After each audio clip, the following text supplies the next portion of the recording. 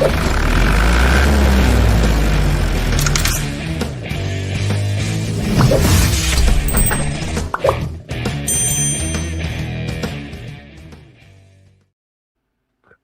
right, welcome, folks.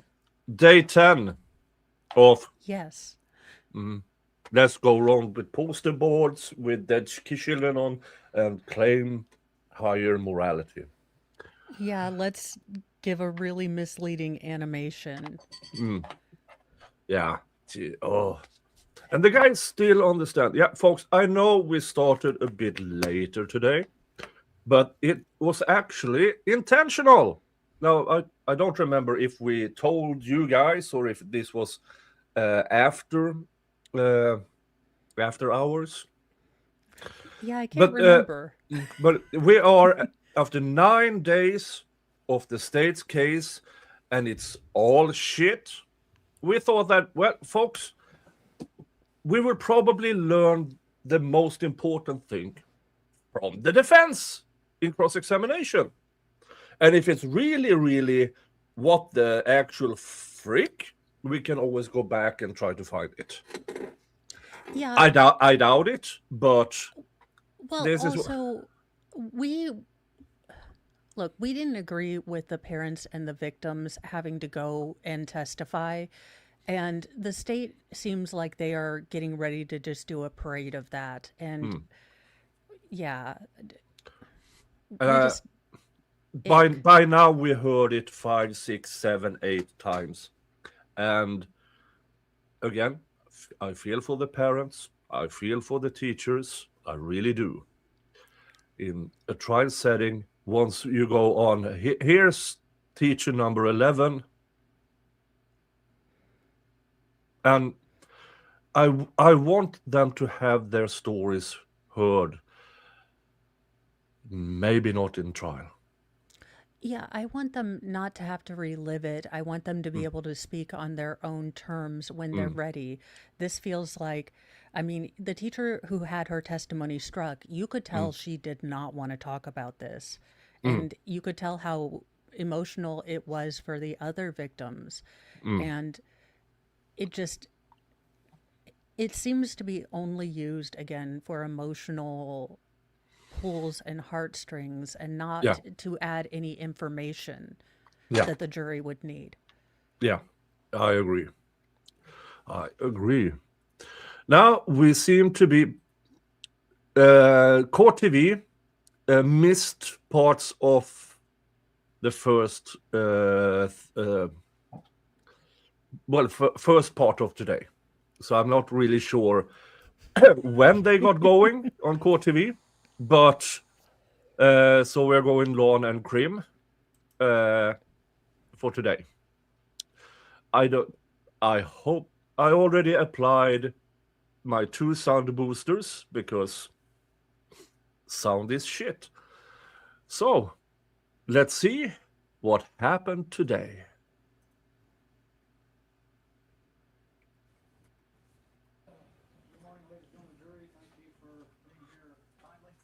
I have 2 sound boosters on. I can barely hear him. On Friday, we had this witness on cross-examination, still under oath. You may proceed. Thank you, Judge. Good morning, Ranger. Good morning. I'm not going to go over the last week's testimony. The jury can remember that, but just to kind of bring us up to speed since there's been a break, we had talked about before we cut off last week that Officer Randy Hill, was dispatched to the incident, correct? Correct. And we talked about the time, and that he was on the corner of Carrizo's at 11:33:16. Remember us talking about that, him being on that corner? Approximately, yes, sir. Yes, sir. And then also we had talked about Sergeant Coronado, Mendoza, and Saucedo at the corner before the shooter enters the building. We had discussed that, correct? Which corner in particular? The corner of Geraldine and Groves. Correct. And we discussed line of sight, that they had line of sight, possibility of line of sight from that corner. Possibly correct, yes. We talked that they did not take action to stop the shooter. We talked about that from the corner, those 3 officers. I won't comment on the not taking action part. I know that they didn't take a shot from that location and then relocate it. Yeah, well, they didn't take a shot from that location, correct? One thing that me and Sean, when we talked about it, none of them actually drove towards the shooter fight. either. They Yeah, waited until he got inside the school, waited an extra few seconds, and then fucked off all the way to the back of the school. yeah, they went completely around. I mean, Adrian drove into where it was implied that gunfire was going on. Yeah. Those guys came there when they knew there was gunfire. They stopped on a safer distance, heard more gunshots, saw the guy enter the school, and then drove around. So why are they at a lower standard than Adrian? If Yeah, Adrian is supposed to run towards, why aren't they supposed to? it, It's a double standard here that is. yeah, it's a double standard, and his argument or the expert's argument that they were taking actions by going around. Yeah, that was just. That was so. No. No, No. they did not. Even if they actually believed he was running through, which is possible, they actually believed he was firing at them or maybe firing at Adrian and then was running through the school. Yeah, but why is it impossible that Adrian thought so too? Yeah, that's what I don't get is why they get the benefit of the doubt, but Adrian didn't move like, a Navy SEAL and run in there and get him. Oh, everything is fine over here, says because the cops are not covered under state law, just the resource officers. That is one of the reasons why, because the resource officers are bound by that extra bit in Yeah. education. But, all of the other resource officers who were late to the scene were also not charged. Yeah. Like Yeah. the female and I think one or two others. Yeah. If we're talking about neglect, how about receiving the call and then not showing up for 20 minutes? Or receiving the call and being the chief and leaving your radios in the car. Yeah. Correct. They didn't run to the west door, correct? Correct. They didn't, that's what I mean by take action. They didn't take action to stop the shooter. As a matter of fact, they relocated, correct? They did relocate, Okay. yes. Now, now that we're kind of caught up, now they stay at that corner after the shooter makes it into the building, into the school. They each, and there's a little bit difference in their timing. They stay on that corner after the shooter makes it into the building for over 30 seconds, correct? I don't recall the exact time frame, but it would approximately be. And if you need a reference, all this information is from your critical timeline, okay? Okay. So Yeah. If they believed he was running through the school, why did they wait? To be sure he wasn't going out again through the door, maybe, but he didn't testify to that. Yeah, and why wouldn't you run after him? He's going into a school. I don't care if he's running through it or in it. He is in with children. Yeah. And why do they think he's running through the school to the east end when he might as well have gone out the south end? Yeah, I mean, if he was trying to get away from the cops, the school's fenced around, he would have run out of that driveway. Yeah. He obviously was making a beeline toward the school. He wanted to get in the school. I mean, Yeah. we're Monday morning quarterbacking it. I've never been in an active, situation.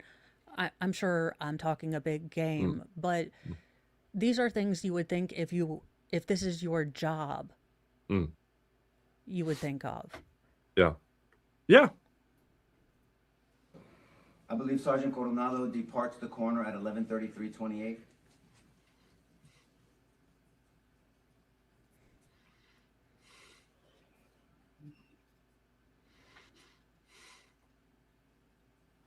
Correct. Approximately, yes. And Saucedo, Officer Saucedo departs the corner at 11:33:33.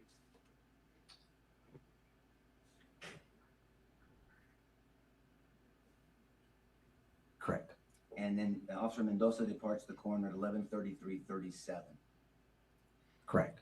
And as we can see, that is over 30 seconds after the shooter makes it into the building. He makes it into the school at 11:32:58, correct? Correct. One other thing they didn't do is they didn't transmit information. Is that a fair statement? From that intersection? Yes, sir. Correct. There was Yeah. no documented transmissions. And that would have been helpful. Would you agree with that? It could have been, yes. I mean, they could have said, hey, we think we're taking fire, shots fired, suspect in the building, anything of that nature to let other officers know the gravity and the severity of the circumstance. Is that a fair statement? Yes. So now I want to bring your attention back to Officer Hill. Would you agree, based off your investigation and other Rangers' investigations, that there's no explanation why he stopped at that corner? He was coming from that location. Yes, sir. He was traveling westbound on Geraldine, approaching Old Carrizo. And by that time, there had been some radio traffic of some activity with a firearm at that location. I don't know why he chose to stop at that location. I can't speak to what he was thinking. Yes, sir. And so I guess he would be the best person to explain that, correct? Correct. So based off your investigation, tactically, knowing what had been transmitted, as you just testified, there's no reasonable explanation why he would stop at a perimeter, at a corner, when there's knowledge that there's someone with a gun on the school ground. There was an earlier transmission discussing setting up a perimeter. Again, I cannot testify. But not at that time, though, right, Ranger? You can look at your I critical would have to timeline. refer. Yes, sir. Please.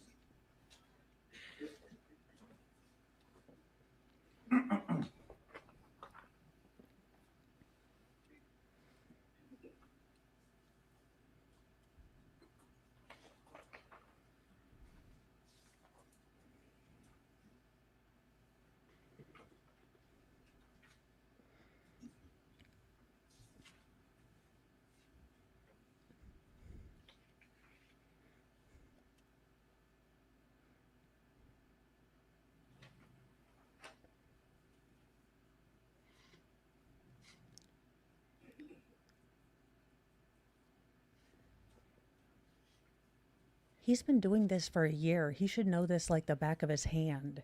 He shouldn't have to search for things. But you have to remember, this is a guy who would look on his right hand and see that he has an R tattooed on it. 45. Hey, don't go making fun of us like that. Radio traffic that says, yes, go ahead and set up a perimeter as soon as you get there. 11:31:45. It says SR fired one shot in the west parking lot. Okay, Court TV, thank you, Mo, tweeted that the state rested their case. So this is the state's final witness. Holy fuck. Oh. State. Okay. I'm going to play this in 1.25 because I do not want to miss because now Defense. the defense, I mean, jury will be sent out and they will hold this motion for directed verdict or the equivalent in Texas. There is a radio transmission recording. Is it on your critical? We were talking about your critical timeline, right? So this timeline again was generated in September of 2024. There are all the audio recordings that were collected and turned over, and there was an audio recording in there. Where are you looking at to get that information? If I asked you to look at your critical timeline, There is I have a version of I have the radio traffic here. yeah, is that in your critical timeline? This is not. Okay, but in your critical timeline, now that information, did you turn that over to the government at some point? Yes. Because it's a radio crash we turned over 10 years ago. That wasn't my question, Judge. Okay, let me just say this. Tired of the table talk. Objections were made to the court, not to opposing counsel.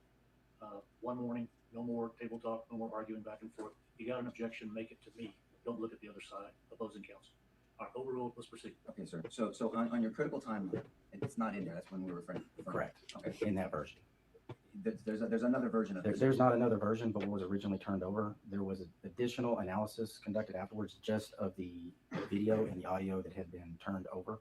And in your information, in your version, then is there direction to Officer Hill to set up a perimeter? There's not. There's no direction specifically to him. And that's what I mean. So that was my original question. There's no explanation why Officer Randy Hill would have stopped at that corner knowing that there's shots fired at the school. That's all I asked, right? Well, the way that particular radio transmission occurred, it appeared generic. It appeared as a broadcast where somebody was unknown. Somebody was making a radio transmission to set up a perimeter. But, okay, so it sounds like you're giving an explanation. So then Adrian also could have set up a perimeter as well. Possibly, yes. So if he's setting up a perimeter outside the school, and not that he was standing like Officer Hill, but if he was standing and setting up a perimeter, that would be reasonable according to what you're testifying to this jury. There was radio traffic that somebody had said set up a perimeter. So my question was about Adrian Gonzales specifically. So since you're saying that it's reasonable for Randy Hill to set up a perimeter, it would be reasonable for Adrian Gonzales to set up a perimeter also, correct? If he had heard that transmission at that time. And so the government asked you specifically, they compared Officer Saucedo to Adrian Gonzalez' behavior. Do you remember that on their direct examination? Vaguely. Okay. Well, both Officer Saucedo and Adrian arrived at the scene before the shooter enters the building at 11:32:58, correct? Correct. Officer Saucedo has line of sight. Adrian Gonzalez does not have a line of sight, correct? I can't speak to what type of sight Juan Saucedo had, so I don't know that it was actually line of sight. Well, he had the type of sight that he asked to shoot, right? Objection is corrected, Your Honor. Judge, they specifically asked about Saucedo versus Gonzalez. I'm just going over what they asked. Okay, I'll overrule the objection, but we got timelines here. Proceed. So he had line of Timelines? sight to ask to shoot somebody. Yeah, okay, he's referring to the timeline testimony. But yeah, but if they asked, they asked.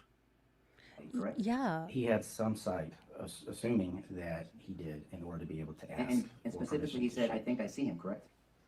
I don't recall that, but it's possible. Okay. But Adrian did not have line of sight. Correct. At that point, no. At any point, he never saw the shooter. You're not telling this jury that he saw the shooter, are you? No, I'm Okay. not. No, I don't know what he saw prior to the shooter walking along the west wall. This is all based off your investigation. Okay, I'm asking you based off your investigation. Officer Saucedo had a superior weapon system, correct? Well, he did as far as he had a rifle. And that's a superior weapon system, correct? I'm not going to comment on the superiority of one weapon system over another. Are you fucking kidding Fucking me? kidding me. So this guy with supersonic hearing, better than a fucking bat, thinks that a rifle with line of sight is worse or equal to a handgun and not line of sight.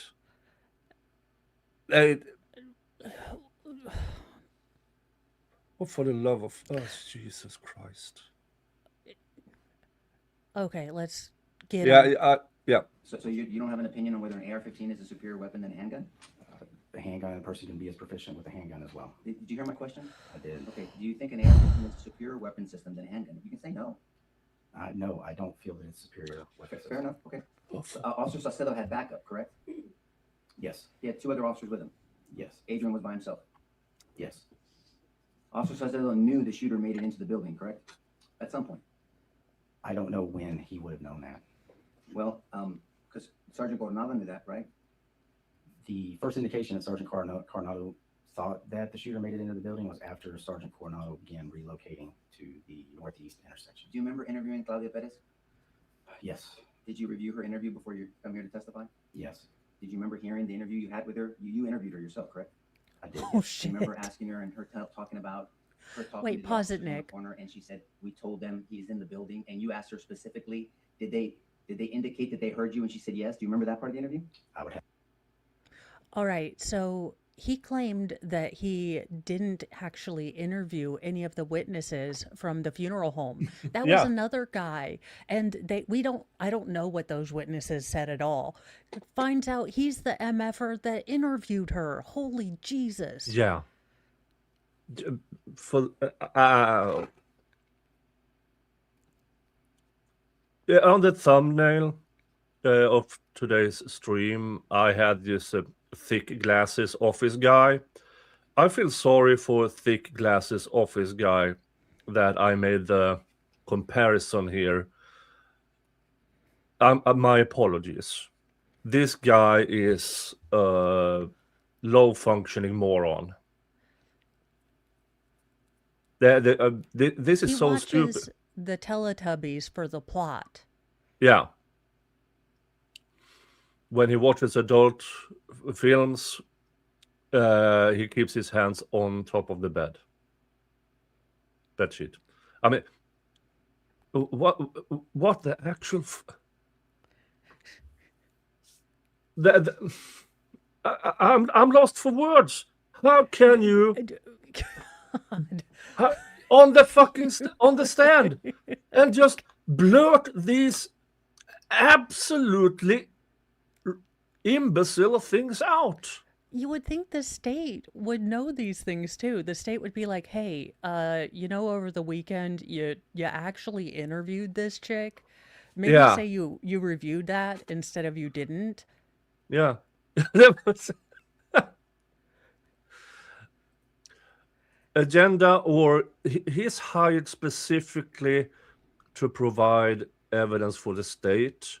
That is why he's editing out everything that speaks against and even alters position of people to make it seem better for the state and worse for the defendant. Yeah, and not having certain radio transmissions in the report that was given over. This is infinitely skeezy because Yeah. the state is technically right that they got all the transmissions, but this guy purposely left out some of the stuff he used and didn't write it down. I have to look back at my report. So please look at your report. When did you review that interview before you testified this morning? I reviewed Claudia Perez's interview prior to completing my supplemental report. When was that timeline? That would have been within 3 months after the event. Okay, so you haven't listened to her interview for 3 years? Correct. Remember I asked you, did you review her interview before you're testifying this morning, like over the weekend? No, I had reviewed it previously, but not today. That question was really, really clear. Yeah. And he still got it wrong. Yeah. Jesus Christ. Okay, please look at your notes. Is he related to Trooper Paul from Karen Reed? I think it's guess the same so. person. It's Trooper Paul with a mask. Yeah. I Way to end with a Judson Welcher state. Good Lord. was Repeat your question, please. During your interview, she stated to you, I was assuming the state would end with maybe with a bunch of parents. That's what But but apparently they thought, yes, this guy is what's going to hit the nail on the head, and I'm thinking this. No, I don't believe. I mean, there will always be this directed verdict motion, or whatever they call it in Texas. No, under normal circumstances, I would say it actually had some kind of reasonable shot to be approved. With this judge, no. This No, is going not to with the this jury. judge. Yeah. Yeah. This will go to the jury. that they were telling the officers that the shooter had made it into the building, and you asked, did they understand you, or did they confirm that they heard you? And she said yes. So for this particular statement, she was talking about the officers that had already arrived and were at the west door. No, but she wasn't talking to them. She was in her corner, right? She wasn't at the school. You agree with that? I don't recall where she was. You were asking her, you were interviewing her and trying to get key information. Do you agree with that? I do, yes. Do you remember her saying that she told the officers that the shooter made it into the building? Do you remember that? And you asked her if they understood her, and she said yes? May I read from my report? To refresh your memory, it's not in evidence. We can play the statement if we need to, but go ahead. Read it to yourself, please.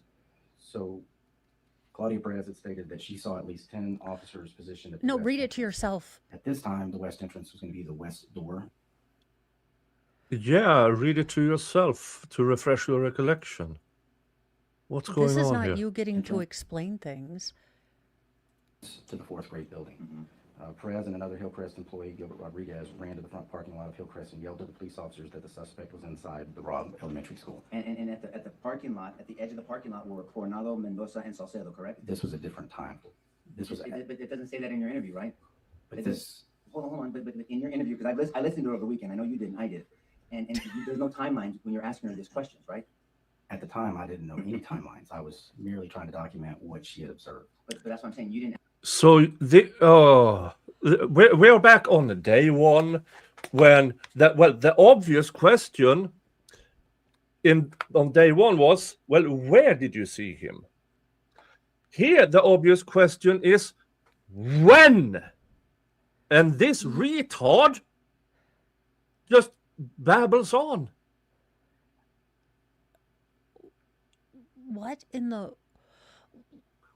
world? Again, you are there to investigate, and you didn't ask any interrogatory, questions. You weren't like, when did this happen? Where did this happen? Could you possibly point out the officers if I were to give a lineup?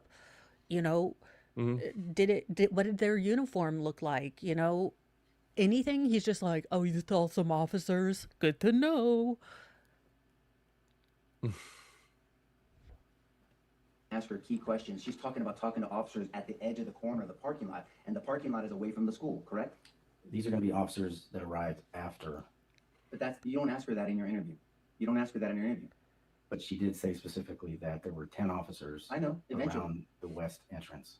And And that's Salcedo, what I recall. and Salcedo, Mendoza, and Coronado were facing the west entrance, correct? When they arrived, yes. But they Okay. went on at the west You're entrance. not telling this jury that Miss Perez walked up to the west door of that school, are you? No, but she could see it. I know she could see it from the corner, from the funeral home. Where does she work? Wait by a the way? minute. Hillcrest Memorial. Miss Funeral. Perez has line of sight, but Officer Cicero doesn't? Yeah. From Don't the make it door make frame sense. of the funeral home, she apparently has better line of sight than the officer with a rifle 10 yards away. Okay, the state was told by the... Some guy with cancer, 1595. Thank you so much. As an accountant, we do not claim this clown. The Benny Hill theme should be playing during his testimony. Yeah, Yeah. he's not as detailed or... Yeah, he's... What are we want? Good God. I mean, unless for the circumstances, this would be hilarious.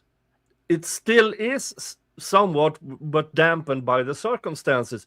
But this is the state's star witness. This is the person that's supposed to make everything make sense.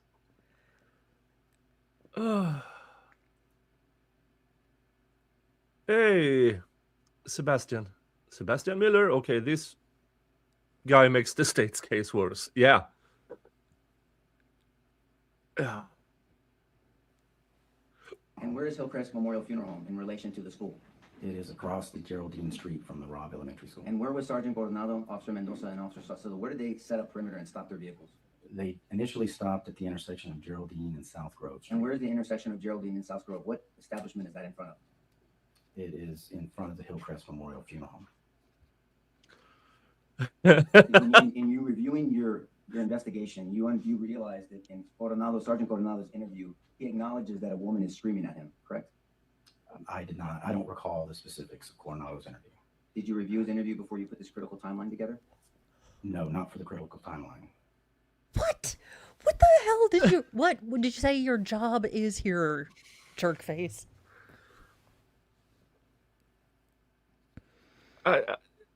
It's getting worse. It's getting worse.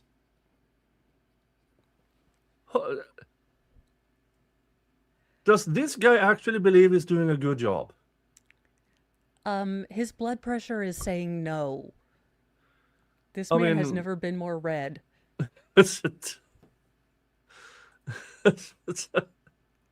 Are you aware now that during his interview, he acknowledges a woman is screaming at him? If you're saying that, It's in his interview, yes, sir, I am. You're not aware of that? I don't recall it. So since we're comparing Saucedo and Adrian still, Officer Saucedo departs after 35 seconds after the shooter enters the building, correct? Approximately. He drives away. He relocates to another area. And how did he relocate? He drove. Away, right? He drove away. He drove to another location. By driving away. He drove to another location. So, but Adrian didn't drive away, did he? No. He stayed in the eye of the storm, correct? He stayed at the location where he had stopped or somewhere close to that location. And eventually Adrian makes it into the building, correct? Yes. Does Officer Saucedo make it into the building? I don't recall if he entered the building. He does not make it into the building, but you didn't review that?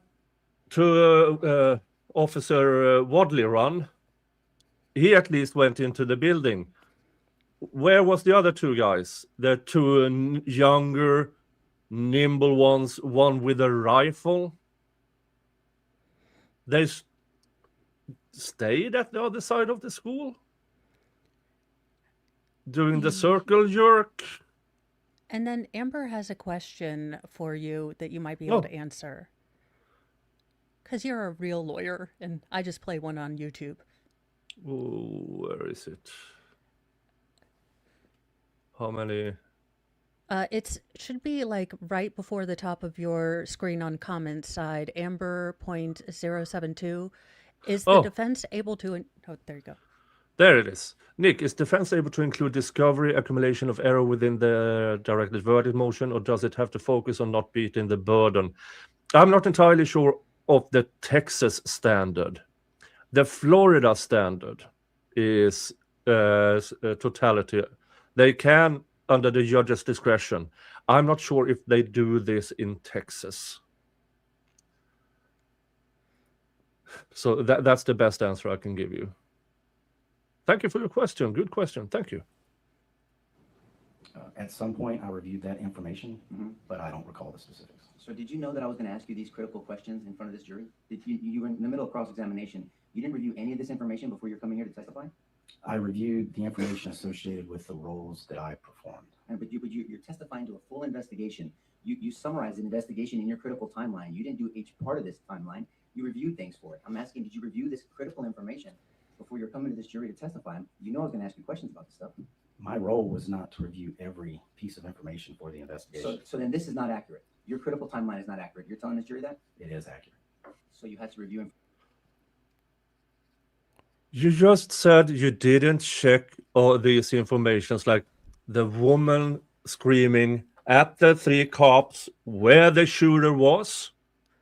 Yes, it's... But you still claim that animation is... Oh, for fuck's sake.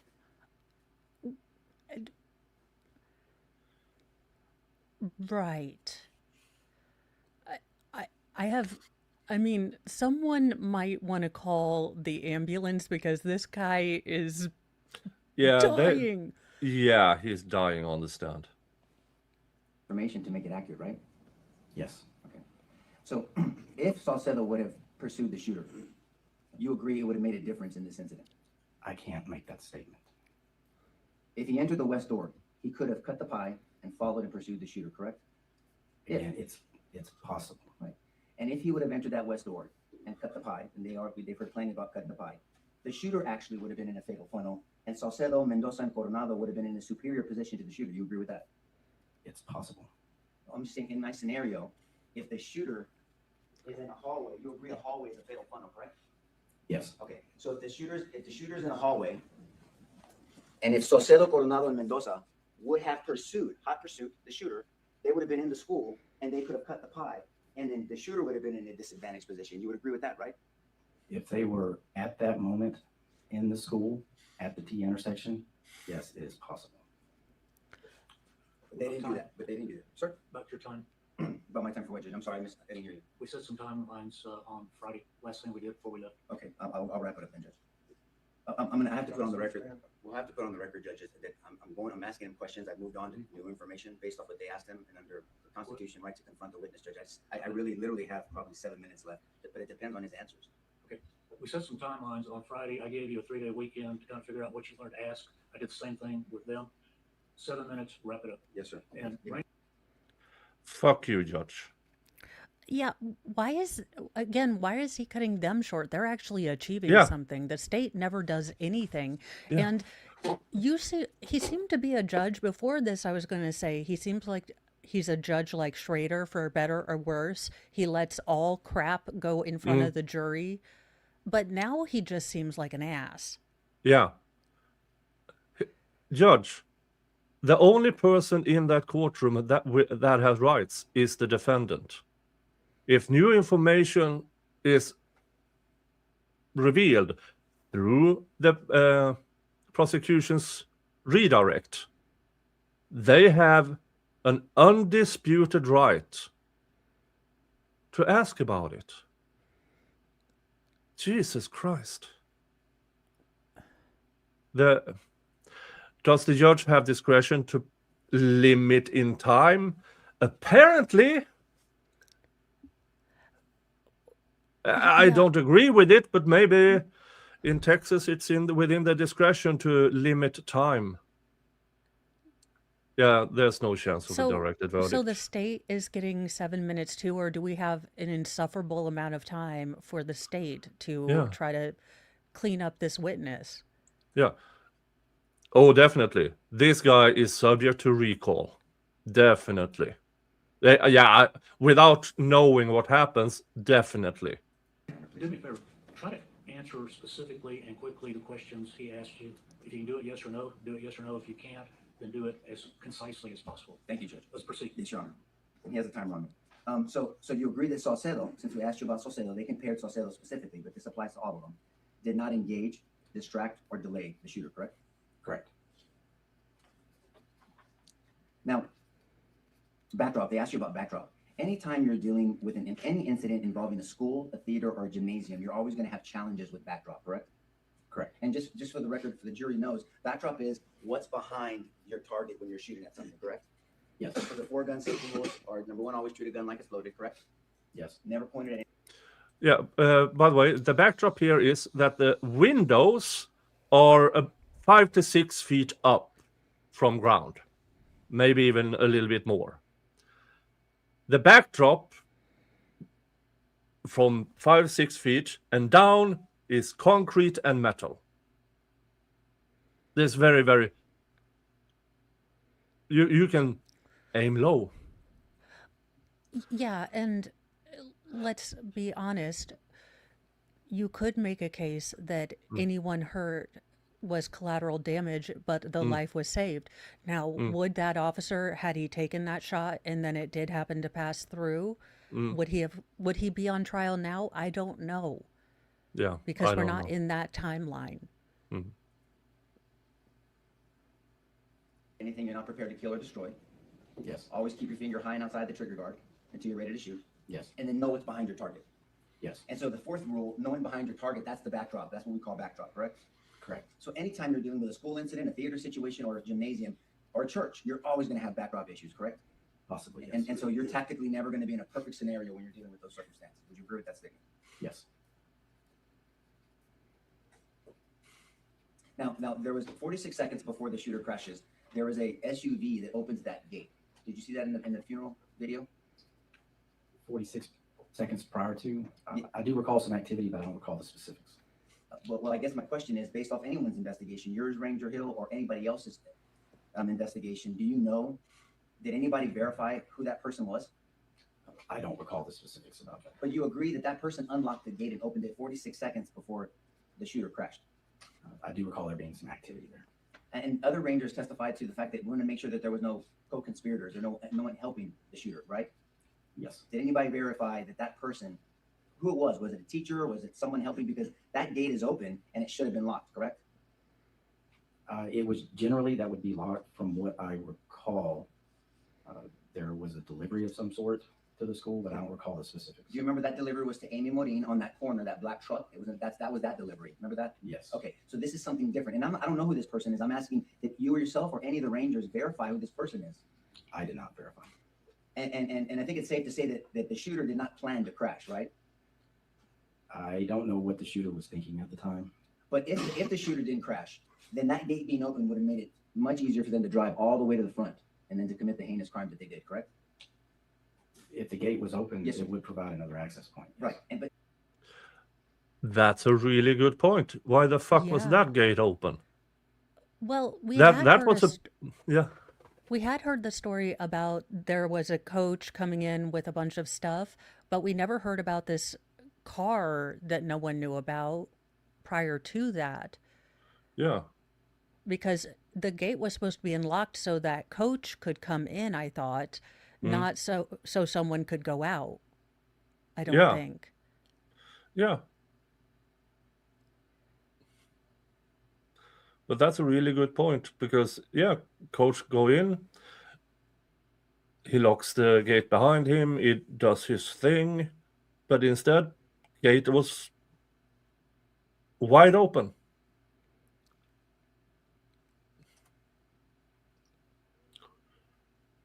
Yeah. but no, but you're saying that you don't have knowledge of anybody verifying who this person is. I know that I didn't. When it comes to containment, when it comes to containment, we would agree those first 5 officers that entered the school, they contained the shooter to 112 and 111. Yes. Because if they were not there, it could be possible that the shooter could have gone to other classrooms and did the same thing. Yes. And just out of curiosity, do you have your last name is Hill? Yes. And Officer Randy Hill is spelled the same way. Any relation to Randy Hill? No. Thank you, Ranger. Pass the witness, Judge. State, redirect. Thank you. Ranger, would you explain to the jury what your part of this investigation centered around? So as I stated earlier in my testimony, I was reassigned to this investigation in September 20. As you stated before, objection asked and answered. Yeah. 22 to assist with managing the large volume of information, nearly 3.2 terabytes worth of data. The data included 2,352 pieces of physical evidence, 779 audio video recordings, and 11,745 photographs. I developed a database application specifically for this investigation to help build a foundation of organized information. And so if I could ask, basically, your part of the investigation was the analysis of body cams, Correct.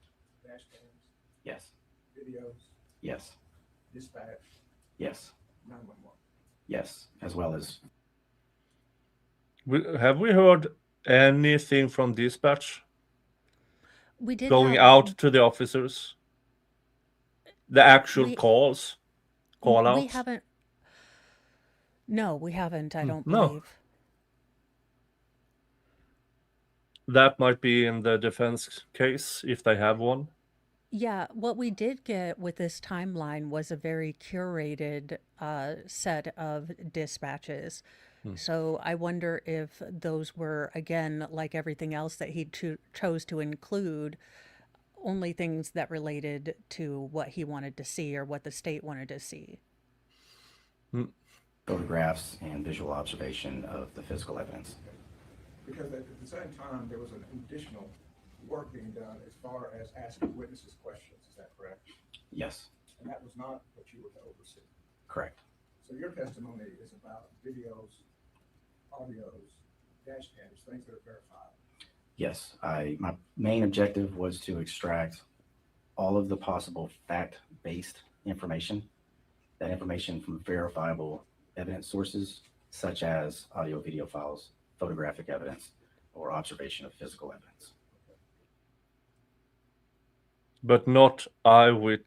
How convenient that you leave out eyewitnesses who independently of each other said he's hiding, crouching between cars. How very fucking convenient. And then leave out the same witness who is yelling at the officers who are standing around doing nothing. Yeah, and leaving out Miss Flores, making it seem like Adrian stood at the same spot doing fuck all for 6 minutes. Yeah. Now I'd like to talk to you about Officer Hill. Mr. Turner, microphone. Excuse me. Officer Hill, is that correct? I'm talking Yes. about Officer Hill. Randy Hill, yes. Yes. And we had played the dispatch. The dispatch for Randy Hill was to Old Carrizo Road. Yes. And is that where he stopped? He was dispatched from to 715 Old Carrizo Road, which would populate as the main entrance to the school, which is adjacent. That's not the corner. Wait a minute. He was dispatched to the main entrance of the school, and he stopped in the corner before that. Yeah, and at this point, he's already heard shots fired running toward the school. So why the hell would you still stay at the crash when you know he ditched the crash and he's running toward the school? No, this is the guy at the other end. I know, but Yeah. he was supposed to be going toward the crash. He was the Uvalde Yeah. PD officer. So if you know all of this, you know he's running toward the school, why do you still stop where they said the crash was? Yeah. Yeah, exactly. He wasn't dispatched to that corner. He was dispatched to the main entrance of the school. It's No, there's guns over there. It's dangerous. Very, very near the intersection of Old Carrizo and Geraldine. And is that approximately where Officer Hill stopped? Yes. And on the way, he got information to set up a perimeter. There was radio traffic about a perimeter. Yes.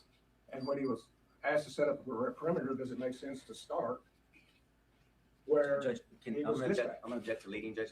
Conduct the witness statement. Sustain. Have you set up a perimeter? Yes. And is the dispatch that you received important in setting up a perimeter? Yes. Is that part of where the perimeter should be? Just to show,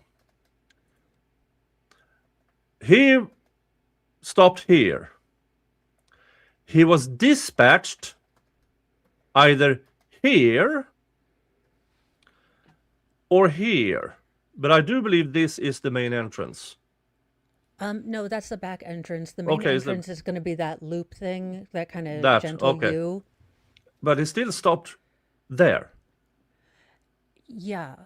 And it was there before or right after they started driving. There's no reason for him to stop there. And why are we setting up a perimeter when I thought the first thing was you run towards the shots fired Yeah. until you find out said shooter is dispatched or in handcuffs? Yeah, he's still shooting. Exactly. Oh, this is so... This is painful. Yes. And so the question is to whether or not an officer should stop where they're dispatched and told to set up a perimeter. Is that consistent with what Officer Hill did? Yes.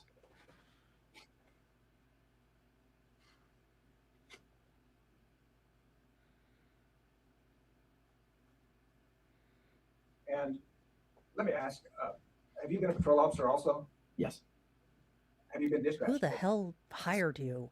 Tell us when you get dispatched, what is important to you? The location and the nature of the call. Those are the two primary factors. It's important that there not be excessive radio traffic during that time so that the most critical information can be dispatched. So when you hear that information, you follow that information? Yes, until I receive visual intelligence myself to course correct or change my approach. But once you arrive, do you continue to gather information? Yes. And as you gather additional information, you said you course correct, explain that to the jury. Make adjustments essentially on the fly based on the real-time information that I'm able to collect. So where does that additional information come from? It can come from radio transmissions, but more specifically from what I can see, what I can hear, or what I may be able to smell, depending on the situation. And based on your five senses, He there are smell- also witnesses there. This man now has bionic smelling. All of his senses are heightened when they let him on perimeter duty. This guy reads comic books the wrong way. Oh my God.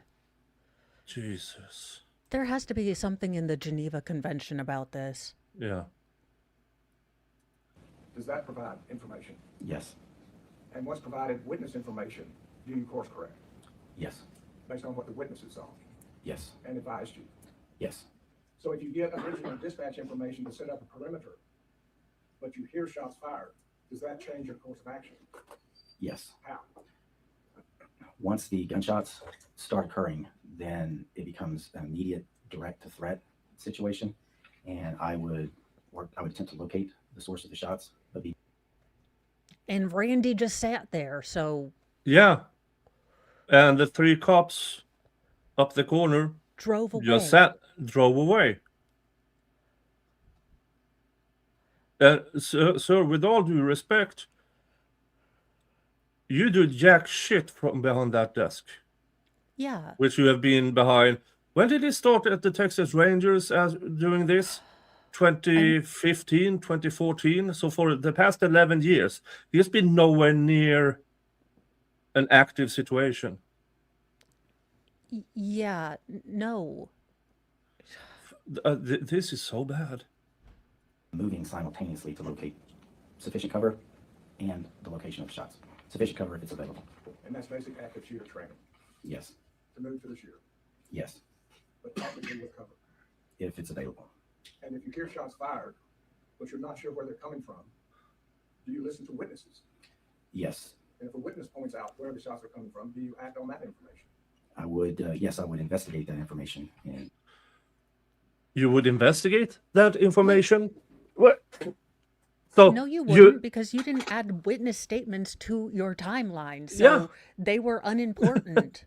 Yeah, because if this jackass here actually cared about witness statement, he would have included it in the timeline, and he didn't. Instead, he excluded the very witness they are talking about now, Miss Flores, entirely from the timeline. And the funeral home people who told not only dispatch, but apparently directly to these cops, is there to cops who already saw the shooter. Yeah, so essentially they are in the same exact scenario that Adrian was in, but they haven't been charged. Yeah, and had line of sight. attempt to verify that. And how would you verify it if you hear shots and the witness is saying they're coming from over there? I would move to the location where I hear the shots and where the witness said that the possible gunshots or shooter was located.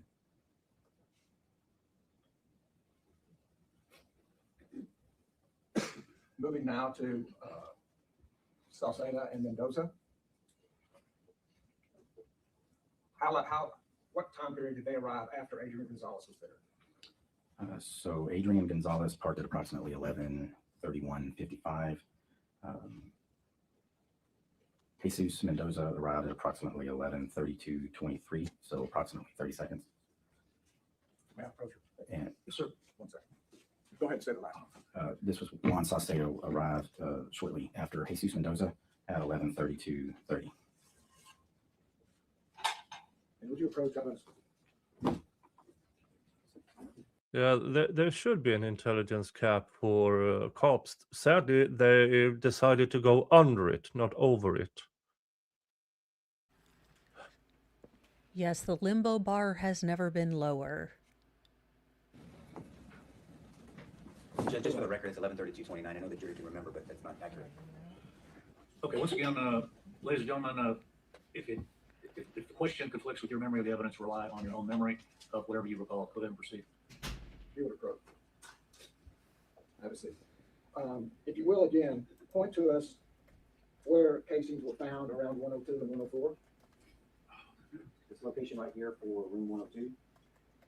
Yeah, this location right here for room 104. And is the parking lot consistent with what Salcedo and Mendoza would have seen? Yes, these black vehicles represent vehicles that were parked in those parking spots at the time of the event. And was it a bag full of magazines located on that west wall? Yes, Would you point that out? Is that about halfway up from the south end to the north end? approximately. And did it take approximately a minute for the gunman to get from the south end to the north end? Approximately. So it would take approximately 30 seconds to get from the south end to halfway to the north end. At a constant or average pace, yes. And if that If Adrian is charged for that 1 minute and 4 seconds, why aren't the other 3 charged with the 30 plus seconds? When Yeah. I have no idea, but it is This is such BS. Yeah. This desk top jockey, desk keyboard warrior. Yeah, this is what I would have done. I would have jumped out with a gun in each hand, and I would have leapfrogged to that corner and pow, pow, pow, pow, pow, pow, pow. No, you wouldn't. You would have pissed your pants, curled up on the ground, calling for mommy. Yeah, it's the thing. Had they had an actual frontline, a SWAT person there, Yeah, then I would have understood this. He could have come and spoken as a real expert, but the state has brought me and no longer has confidence to teach this particular program and this guy. yeah. Time, halfway, around 30 seconds. Who arrived on the scene? Officer Mendoza, Officer Saucedo, and Sergeant Coronado. And so at that time, were there any other shots in which defects were in the building? No. And a bag was dropped at the point halfway between, is that correct? Yes. And did you see the video of the north end provided by the citizen from the north end? Yes. Was the gunman running or walking? He was running. How many shots were fired during that period of time from where the bag was dropped until the gunman entered? 6. 6 shots with no defects in the building, Correct. indicating they went somewhere else. Correct. Now, as to Saucedo, Mendoza, and Coronado, when they arrive, a bag is dropped halfway up. Could you tell us what instructions, if any, they had? Looking from their perspective, especially depending on their stance, and by observing Sergeant Coronado's dash camera, there's some kneeling, squatting down, attempting to take cover / concealment behind the vehicle. So one squatted behind the vehicle. I believe they all did at some point. Okay. And it would have been, there was a lot of movement here to try to find what I imagine is the most tactical position. And from that position, the vehicles in the parking lot could present possible obstruction. The vehicle's in the parking lot, starting about halfway up and going all the way into the entry to the door almost. Correct. Either this row or this row. Correct. And there was a fence here. I'll just pause here. I know the YouTube chat removes chats for, I don't know the reasons. It is the YouTube AI chat control of sorts, which decides that, no, this sounds dangerous, let's remove it. I can't control it.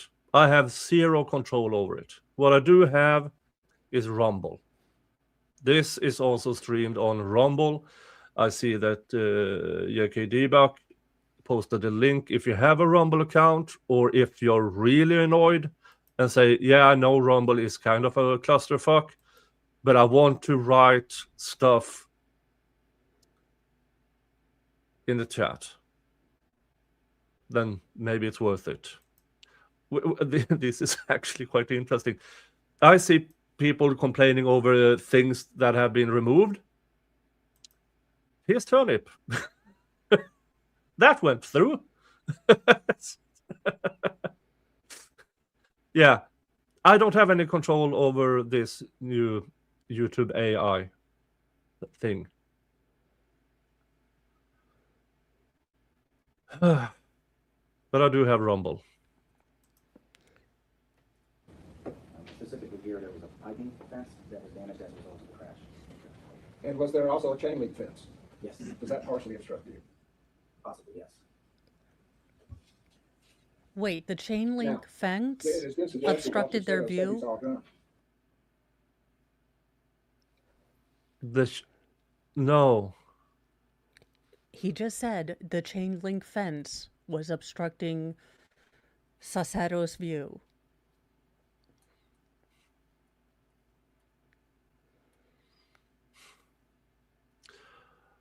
Let's see here. Where are we?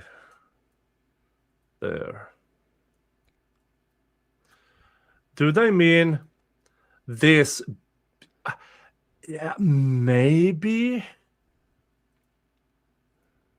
But they still saw the guy, and this is waist high. Barely. Yep. Good Lord. Oh my God. Have you seen any evidence that he said he saw a gun? I haven't reviewed any evidence that indicates that. So was there just Wait, what? That they saw a gun? They came there and heard gunshots. Yeah, they thought they were under fire. Yeah. You just made the Huh. point that 6 shots went not at the school, implying that they went toward your officers.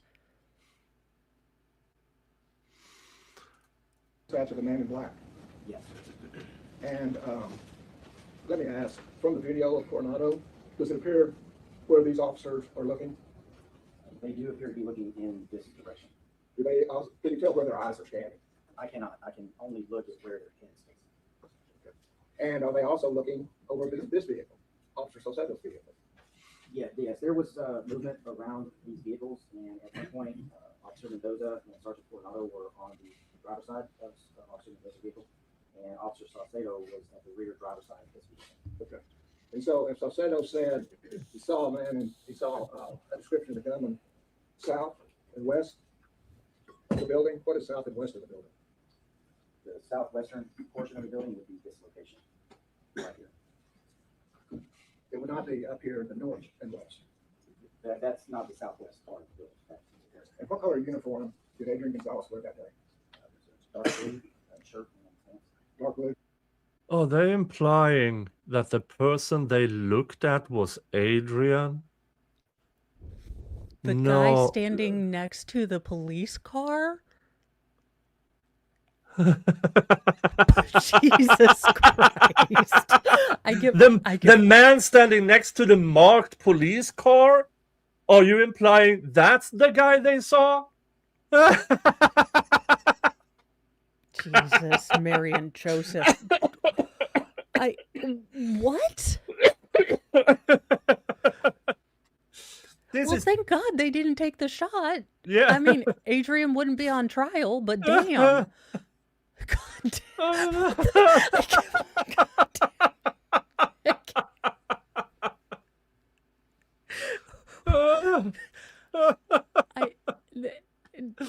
Oh my God.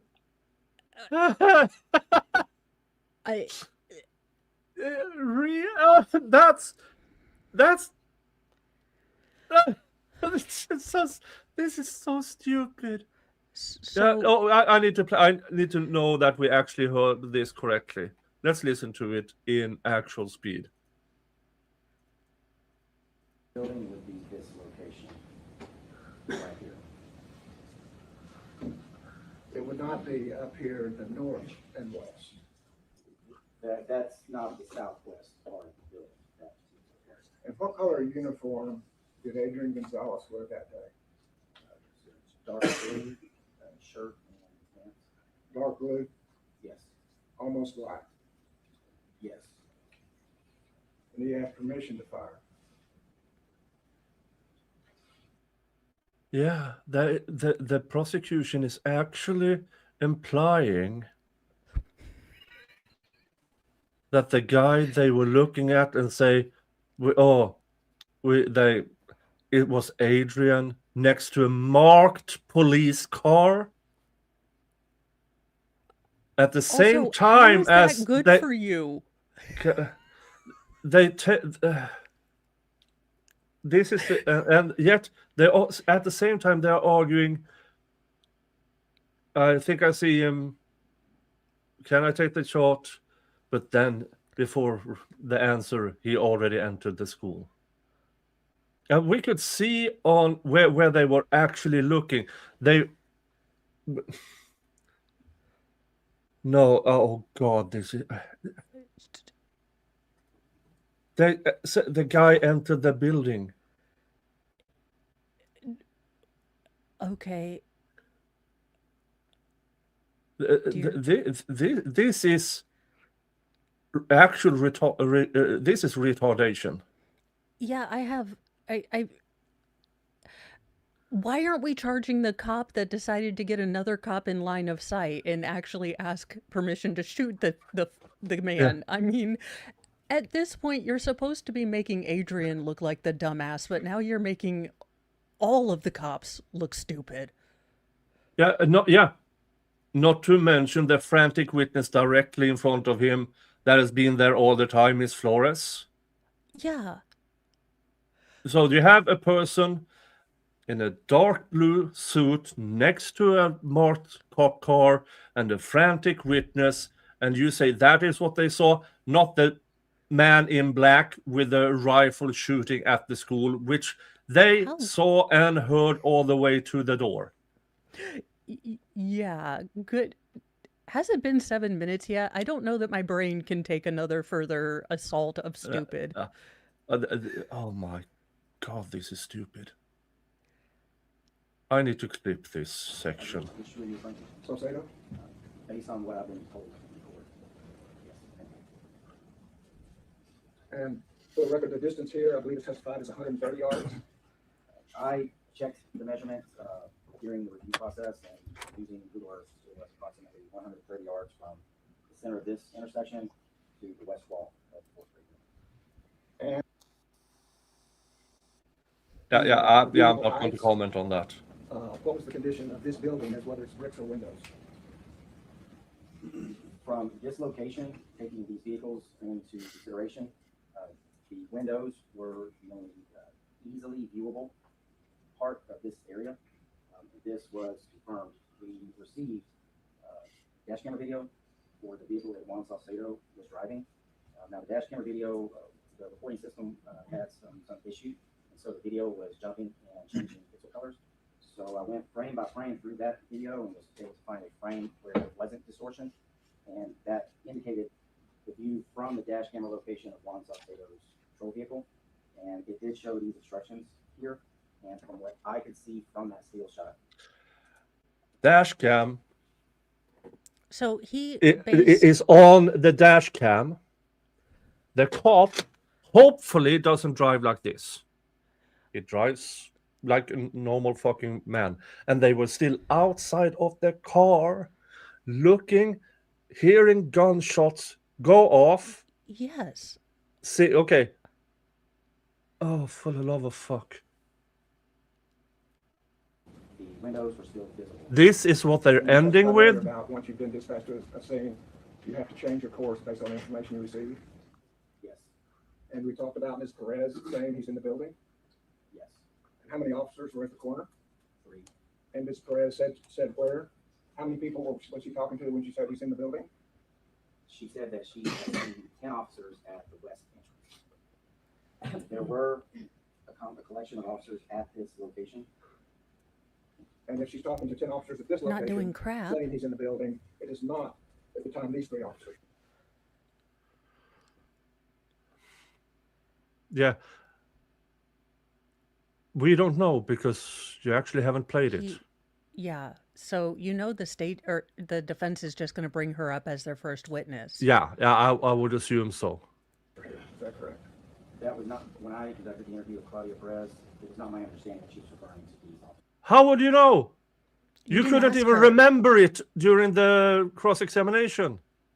You had to look down at it, and now all of a sudden your memory is impeccable. And in addition to that, any indication these 3 officers talked to Melody Flores Not that I'm aware of. and were pointed to which building at Rod Elementary? They were pointed in this direction, and And is that the direction of Rod Elementary? yes, How many buildings are in Rod Elementary? there are several.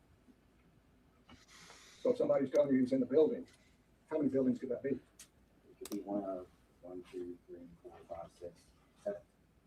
So as an officer that arrives at a scene, if you hear evidence that somebody's in a building, but somebody is pointing to a specific building, does that help you in directing you where you should go? Judge, I'd let the leading go on, but I'm not to object to leading again, Judge. All right, suspend objection. You'll rephrase the question, please.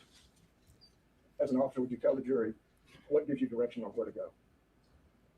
For a situation like this, the gunshots are my visual observation of the shooter.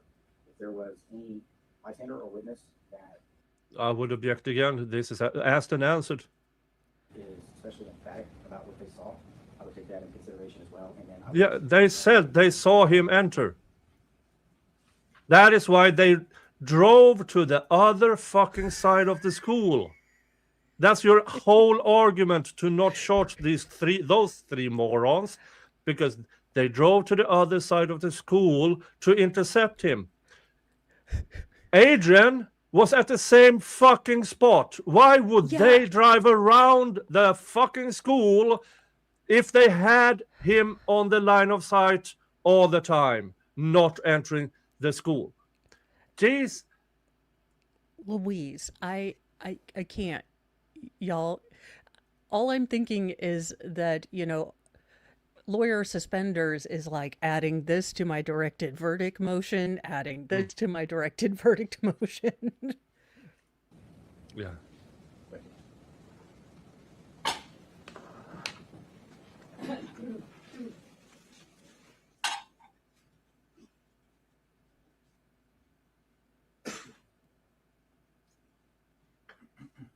Were there any obstructions from the southwest corner of the fourth grade wing of Robb Elementary down that line headed north where the west entrance is? Not until the electrical box, which would have been closer to the west door entrance.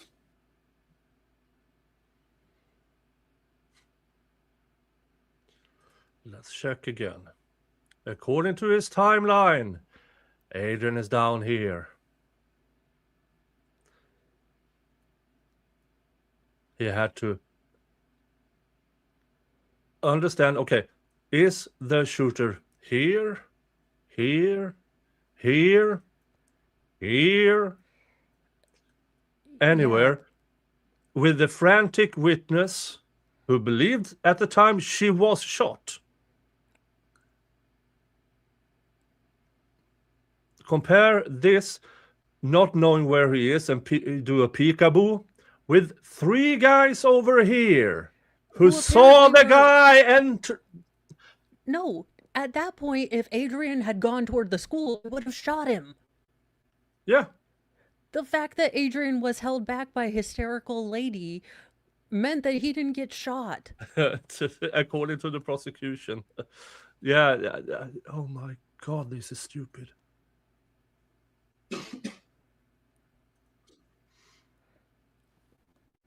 And you reviewed the dispatches of Adrian Gonzales during this minute time, for the 3 or 4 minute time, is that correct? Yes. And we have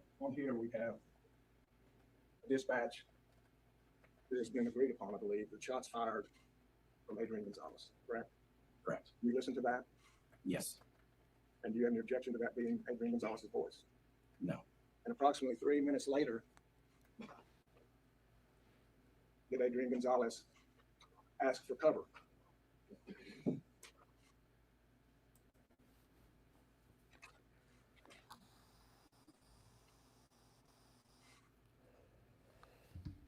Approximately.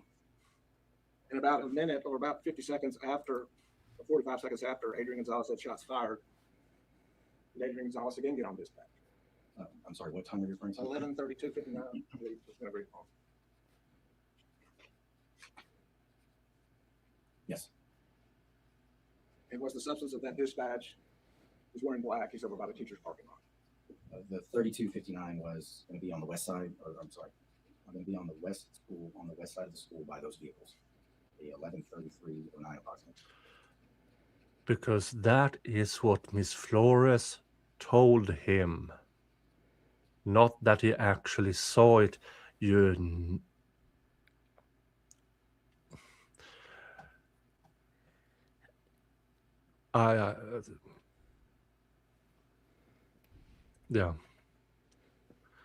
He was. Is it supposed to be wearing all black? All black. He is supposed to, with if you have a normal functioning brain, supposed to, meaning I'm relaying information somebody else is giving me. Yeah, I didn't verify it. Yeah. That means I've been told, but I haven't seen. Yeah. Thank you, Kay Schmidt. Thank you so much. 5 gifted memberships. Went to Karen Mayer, Swamp Bear, Montana Lil, Maggie B, and Leanders. Thank you so much. Thank you. That is so nice of you. So very nice. And thank you again for the memberships you gifted yesterday. That is really generous. Thank you so much. And then when Sauceda and Mendoza arrived in Coronado, was there also a dispatch from Adrian Gonzales?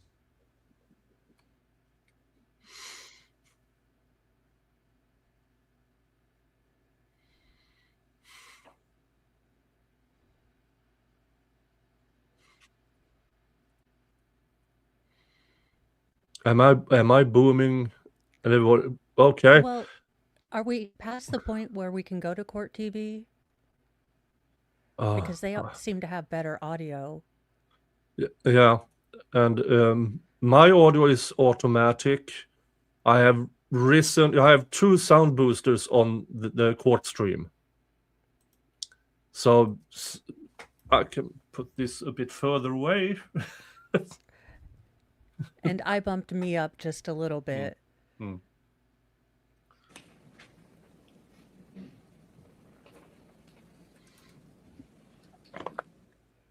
A short time, a few seconds after Coronado, Mendoza, and Saucedo arrived at the intersection, Mr. Gonzales did say on the radio, "Take cover, guys.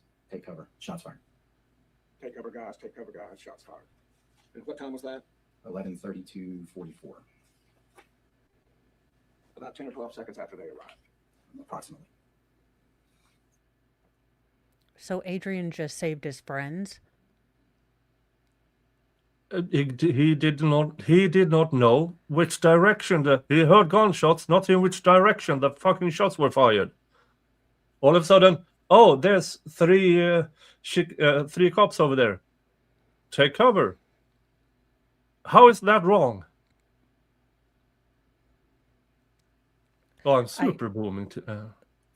I didn't know.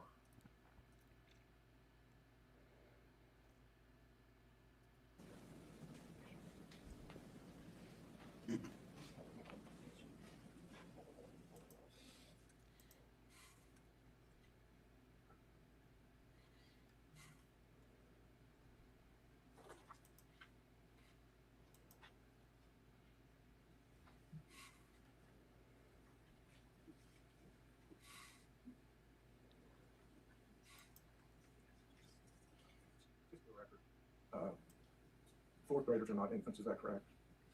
Correct. Would not be taken to an infant care provider. Correct.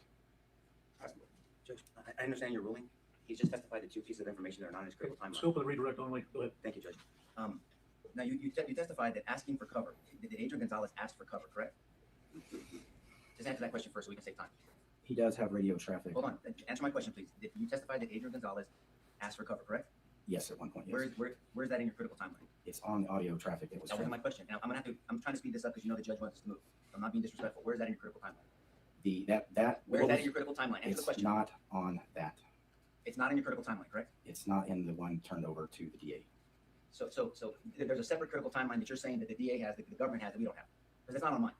Right. There was additional information. We continued analysis after the Can you report please was turned listen? over. I'm sorry. Listen to my questions. I know you want to say a lot. Listen to my question. There's a different critical timeline that you turned over to the government that we don't have. That's what you're saying. I don't know if you Well, don't this have one, you want to look at mine? Mine doesn't have that. So you're saying yours does and they have that, correct? it. I turned it over. I Did don't you know talk if to the you government have. this weekend?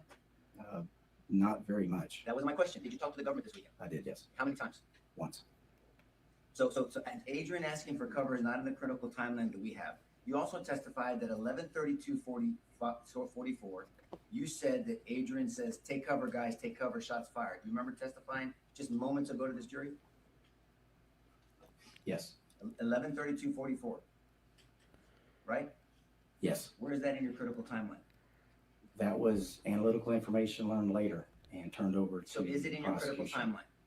If it's not in the version that you have, May I approach? Well, I can't approach, Judge. Yes. So the prosecution has information they didn't turn over. Motherfucker. I am looking at Court TV chat back at this part, and people are losing it. Now, some people are saying that the defense in this particular part is badgering the witness. No, the witness is being willfully weaponized incompetence.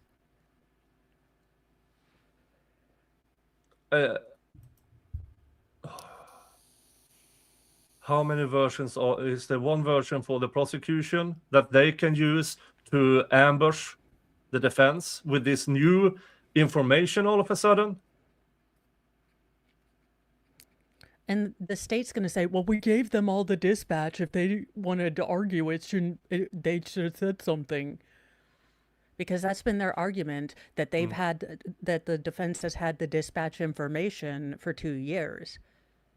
So anything not on the critical timeline, well, they should have known. Yeah, but this guy, as the judge says, only about the timeline. Yeah, but now he went beyond the timeline to information. Yeah, Jesus Christ. Which one are you looking at, sir? I don't know what that is. Is that your critical? That's not a critical timeline. What is that? This is what was turned over to the prosecution. So you turned that over to the prosecution? Yes. May I see this, please? Do you mind if I look at that? Thank you, sir. An entire fucking Report and extra analysis, he didn't. which he turned over to the prosecution. None of us have seen that, but we've seen this. Objection, Your Honor, they've been provided the No, dispatch. no, Judge, we have not. They're misleading the jury. No, I'm not, Judge. How dare you say that, Judge? Excuse me, wait a minute, what did I just tell you? I'm sorry, Judge. What did I just say? I'm sorry. Objections to the bench. Yes, Your Honor. Yes, Your Honor. My apologies. All right, overruled. Let's go. So this is what we have. It's not in here. You agree? And this is in front of the jury, by the way. Again, why?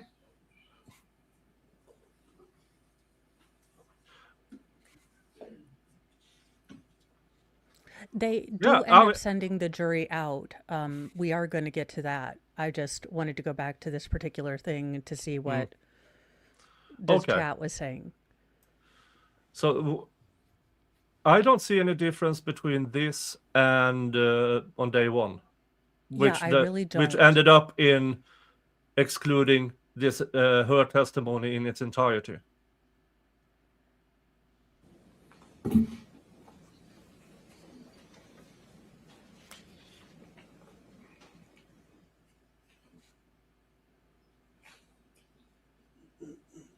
Yeah, this is worse than day one because that was a civilian. This is a cop or ranger.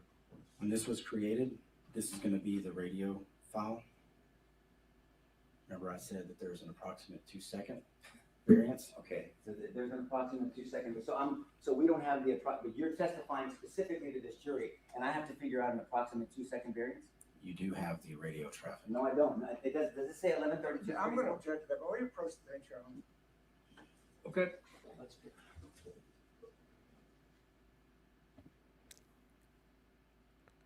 This is so shady.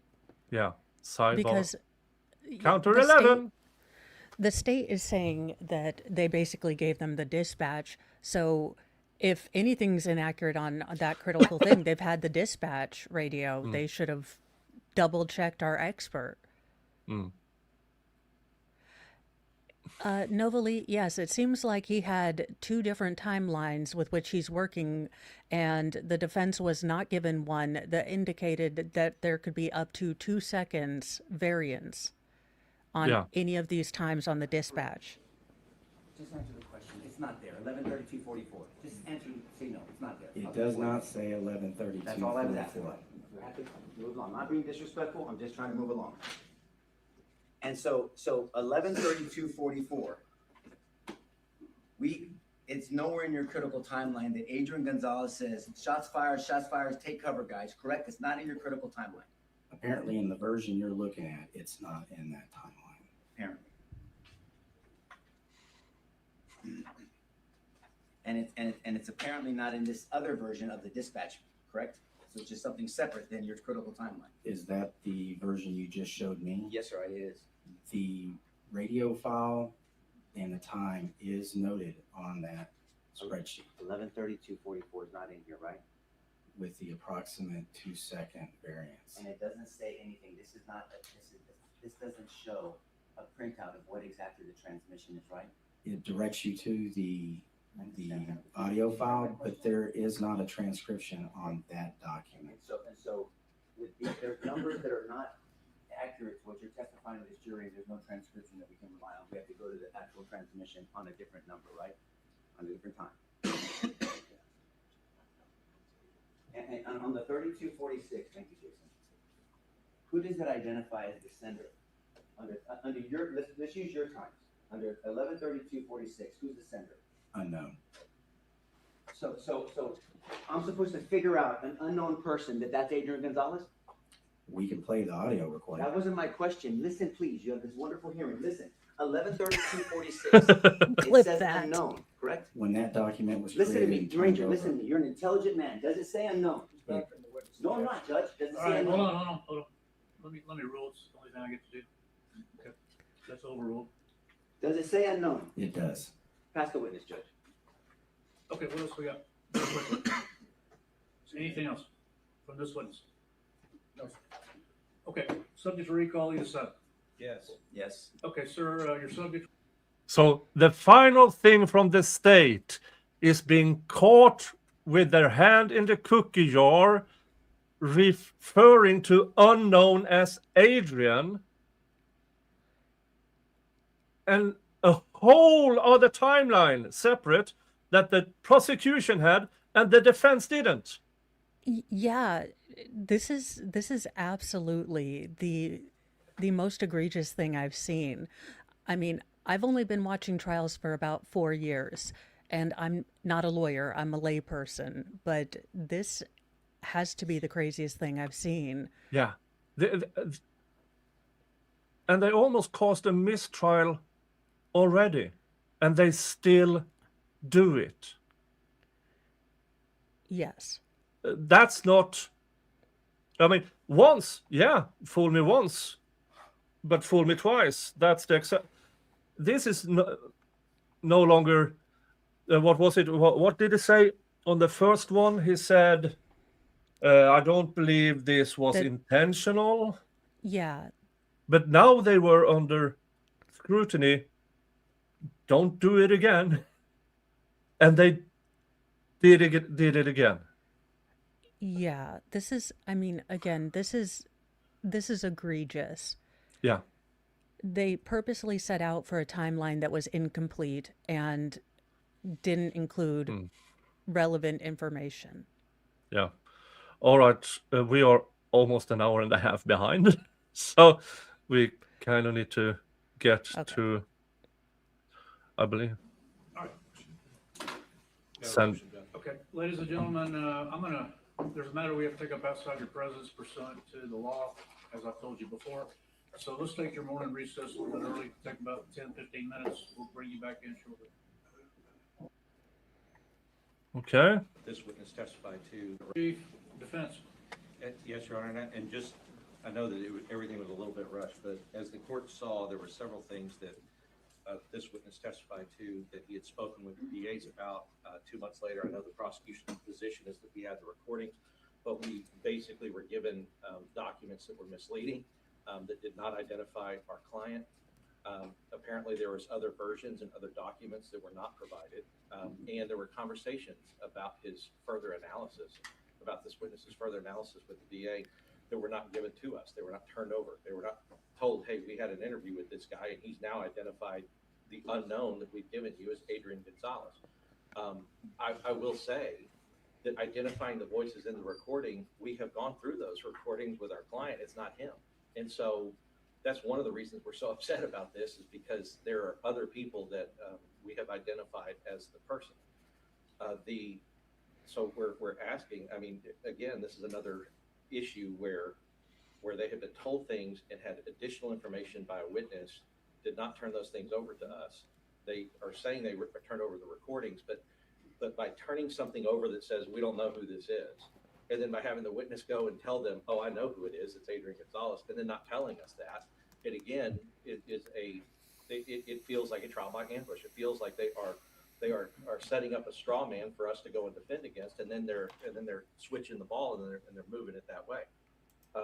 So again, we just believe under Heath that the remedy would also be to exclude this witness. And we would ask the court to do that because these are critical issues. And it goes all the way back to Randy Hill, and all of a sudden appearing that he knows that Randy Hill appeared at a certain time because he went back and looked on and that happened last week and we finished the cross. I went back and I looked and I saw the lights and when he arrived, which is important about when he arrived because his timeline shows a difference of like 4 minutes, but now he shortened the timeline. He says he told the DA about that 2 months ago and it didn't, and nobody ever told us that. And so, well, all we have is some timeline, and they can talk about the dispatch all they want, but they cannot talk about the mental impressions of the ranger saying, I have now identified that Randy Hill is the person who arrived at this time, gave them that time, and they never told us. So those kind of things are important. As the court has seen, like we're going second by second with this, and these seconds that are off and these things that have not been included have put my client at a disadvantage, and his due process has been harmed by the failure to disclose. Okay, State. Your Honor, they said that they have the dispatch tape, that they have the ability to watch them. As Mr. LaHood said, we didn't know about that. We don't know about that. They have those tapes. We've given them raw footage of that. And in addition to that, Your Honor, we've given them everything that we've had. They have told us they didn't even look at the portal. All they looked at was the original Ranger's file. So for them to even say that they don't have that information is, I think, not being candid with the court. Was it on the portal? Excuse me? Was it on the portal? Judge, thousands and thousands of pages. We have given them the dispatch. We've given the times of the dispatch. We've given them all those. No, Well, you don't even know. Investigation. He doesn't even know. He didn't. She's like, we don't know. There's like a bunch of pages. Good Lord. Jesus Christ. That he keeps talking about, was that on the portal? Yes. We have provided everything Nick Hill has given us. What I'm saying is that there's a conversation that was had with the prosecutors. They cannot show the court that they have provided us. We talked to Nick Hill, or we talked to the Ranger Hill, and he told us that he has now been able to identify when Randy Hill was at that corner. We don't have that. That was a conversation between the witness and the prosecutors, and they didn't provide that. There's not an email that provides that. There's not anything that they can show the court that provides that. Additionally, this additional, whatever version of the report that he's talking about, we do not have that version. And he started by saying that he's got a different version up there because ours has page numbers and his doesn't. He has changed that.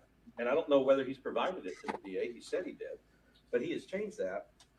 I mean, the only thing, we have the information that we were sent about other witnesses, but none of them include anything about that kind of information. So specifically in regard to Officer Hill and to identification of Adrian Gonzales on the transmissions, was that provided to the defense in the portal or otherwise? I can say that Coronado originally.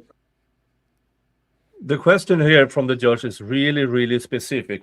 Did the identification of Adrian Hill on that recording, was that provided to the defense? Told us that it was Adrian Gonzales, so that's the operation that we've been going under, Your Honor. As far as specifically that, you're asking me to go back over. Yeah, those literally two hundreds of thousands fairly of pages. significant items. Those two, I'm specifically asking about those two because they're significant. I can't represent the court now. I have to go back and look at all that. I don't have a big time to do that, I'm glad. Well, what is your request as I instruct him to disregard this officer's testimony under Heath? Is that what you're asking? Yes, Your Honor. Okay, I'm going to deny that. My suggestion is for purposes of whatever happens on appellate remedies, et cetera, motions for new trial, I get on it and look for that. Okay, again. So they are asking for an instruction.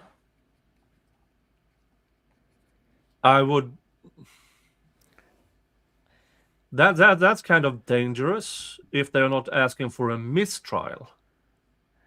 Yeah. Because then if they don't explicitly ask for a mistrial under Brady or exclusion under Morton, then those are waived for appeal. So Well, and maybe he's giving him the chance to do that right now for appellate reason. yeah, I hope so. Yeah, and did the judge just give the prosecutor legal advice? That legal advice is a vast gray zone. But it was very specific to the prosecution. These are two specific items. Did this witness, his identification, was that handed over to the defense? And all of a sudden, where was Mr. Hill in that corner, and when did he arrive? When was that handed over? And he claims he doesn't know. I'm quite sure he does. The state has rested, we're outside the presence of the jury. Did you have another matter you want to take up? Yes, Your Honor. Do you have a copy of the amended, the second amended indictment? I do. Well, Okay. I've seen it. I don't have it. Yes, Your Honor. Just to remind the court, I guess our first issue, it's all a legal sufficiency issue, and it's a legal sufficiency issue that's sounded in and based upon the idea of a duty. So, one of the things in the indictment is that the state has alleged that our client has a duty under Article 606, under Article 605, and under the Texas Education Code 37.081. The state has not produced any evidence of these statutes. We do not have any witness to testify about it. The jury cannot determine what the statute, how the statute would apply.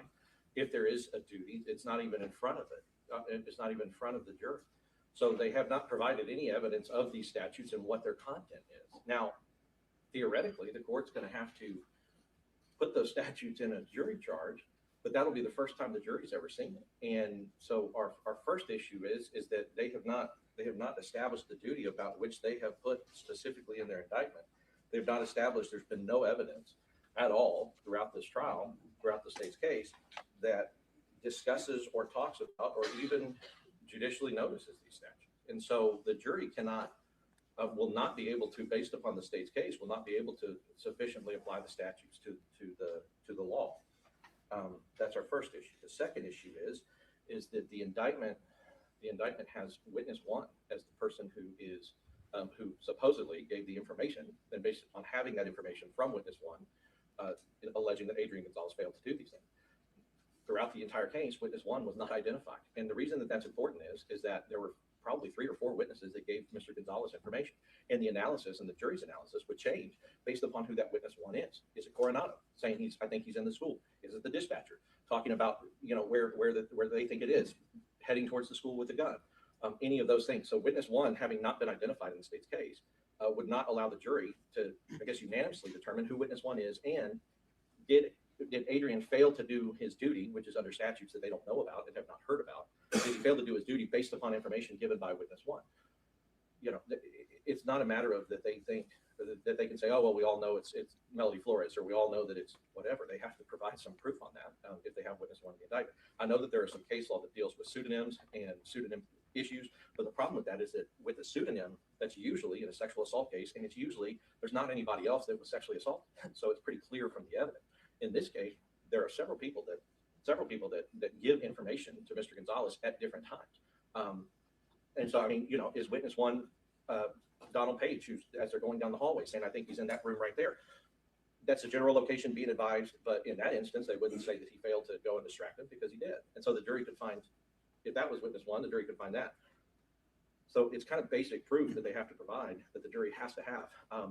And then finally, we do have the case law, Luther versus Texas Parks and Wildlife, which states that, and it specifically talks about Section 606, and it states that the object of the code is not to impose new duties on government actors, the breach of which could give rise to, in this case, civil liability. Our argument is that it can't give rise to civil, it can't give rise to criminal.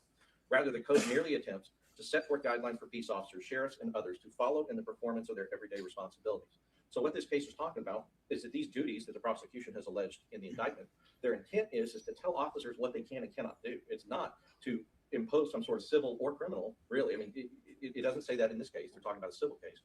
But the criminal aspect is I think everybody's heard, it's the first time in Texas anybody's tried to do this. So this is if you took what they said about the civil issues, if it can't give civil liability, then it for sure can't give criminal liability, which has so much more consequences to a person. So their duty, their theory of duty is flawed. But even so, they didn't present any evidence of their theory of duty. There's no evidence of what the statutes are and what they say, or whether there's a duty or whether that duty was breached. And then finally, they don't provide any evidence on witness one, which which will, which obviously, if it could be several different people, then it changes the analysis. So ultimately, our argument is that they have not proven and they have not provided evidence on every element that they have indicted beyond a reasonable doubt that a rational juror could find beyond a reasonable doubt. And so we're asking the court to grant a directed verdict. All right, state's response. Yes, Your Honor, as to duty, the case law is clear that duty is purely a matter for the judge to decide. Once the judge decides that, the judge then instructs the jury on duty. Duty is not a matter for the jury to decide. It's a matter for the court to decide. Many cases involving parents' duties, as far as children and child abuse cases, in which the court does not grant the state's request to introduce the case law to the jury, rather that their job is to give them what the law is based on the law. So it's not the jury's job to make that decision. It's the judge's job to make that determination based on whether or not there's proof that this officer is a police officer. The second issue as to witness number one, there's ample proof that there was only one witness. Hey, Jim is in the chat. Hi, Jim. And that is Melody Flores. And so the jury has ample evidence to find beyond a reasonable doubt that Melody Flores is witness number one.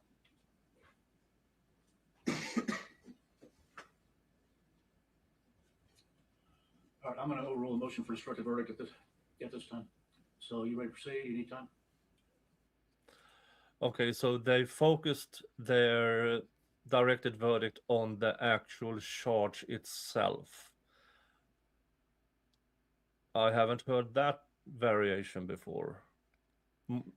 I'm used to addressing the absolute lack of evidence.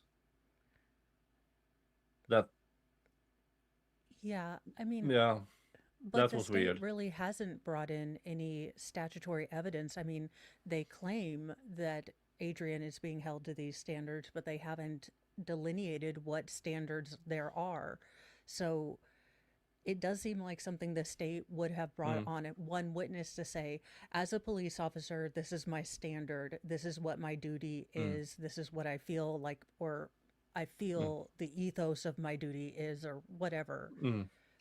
Yeah, what they are talking about here is the Supreme Court, the United States Supreme Court, decided a number of years ago that cops actually don't have a duty to protect. In Texas, that only applies to adults, not children. And apparently, this is the first time where this new statute have been used. So that's the argument here.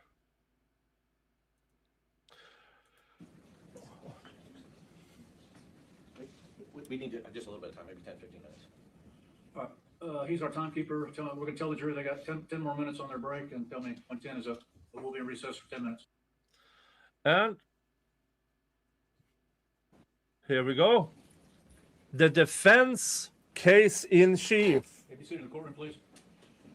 Members of the jury, the state has rested its case in chief. The defense has called its first witness, and she has been sworn outside your presence. You may proceed when you're ready. Thank you, Jess. Yes, ma'am. First, could you just please introduce yourself to the jury?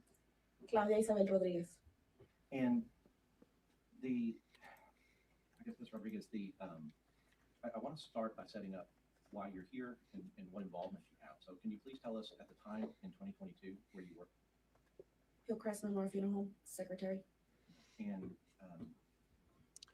Yeah, this is the first time we heard from the funeral owner, the pastor.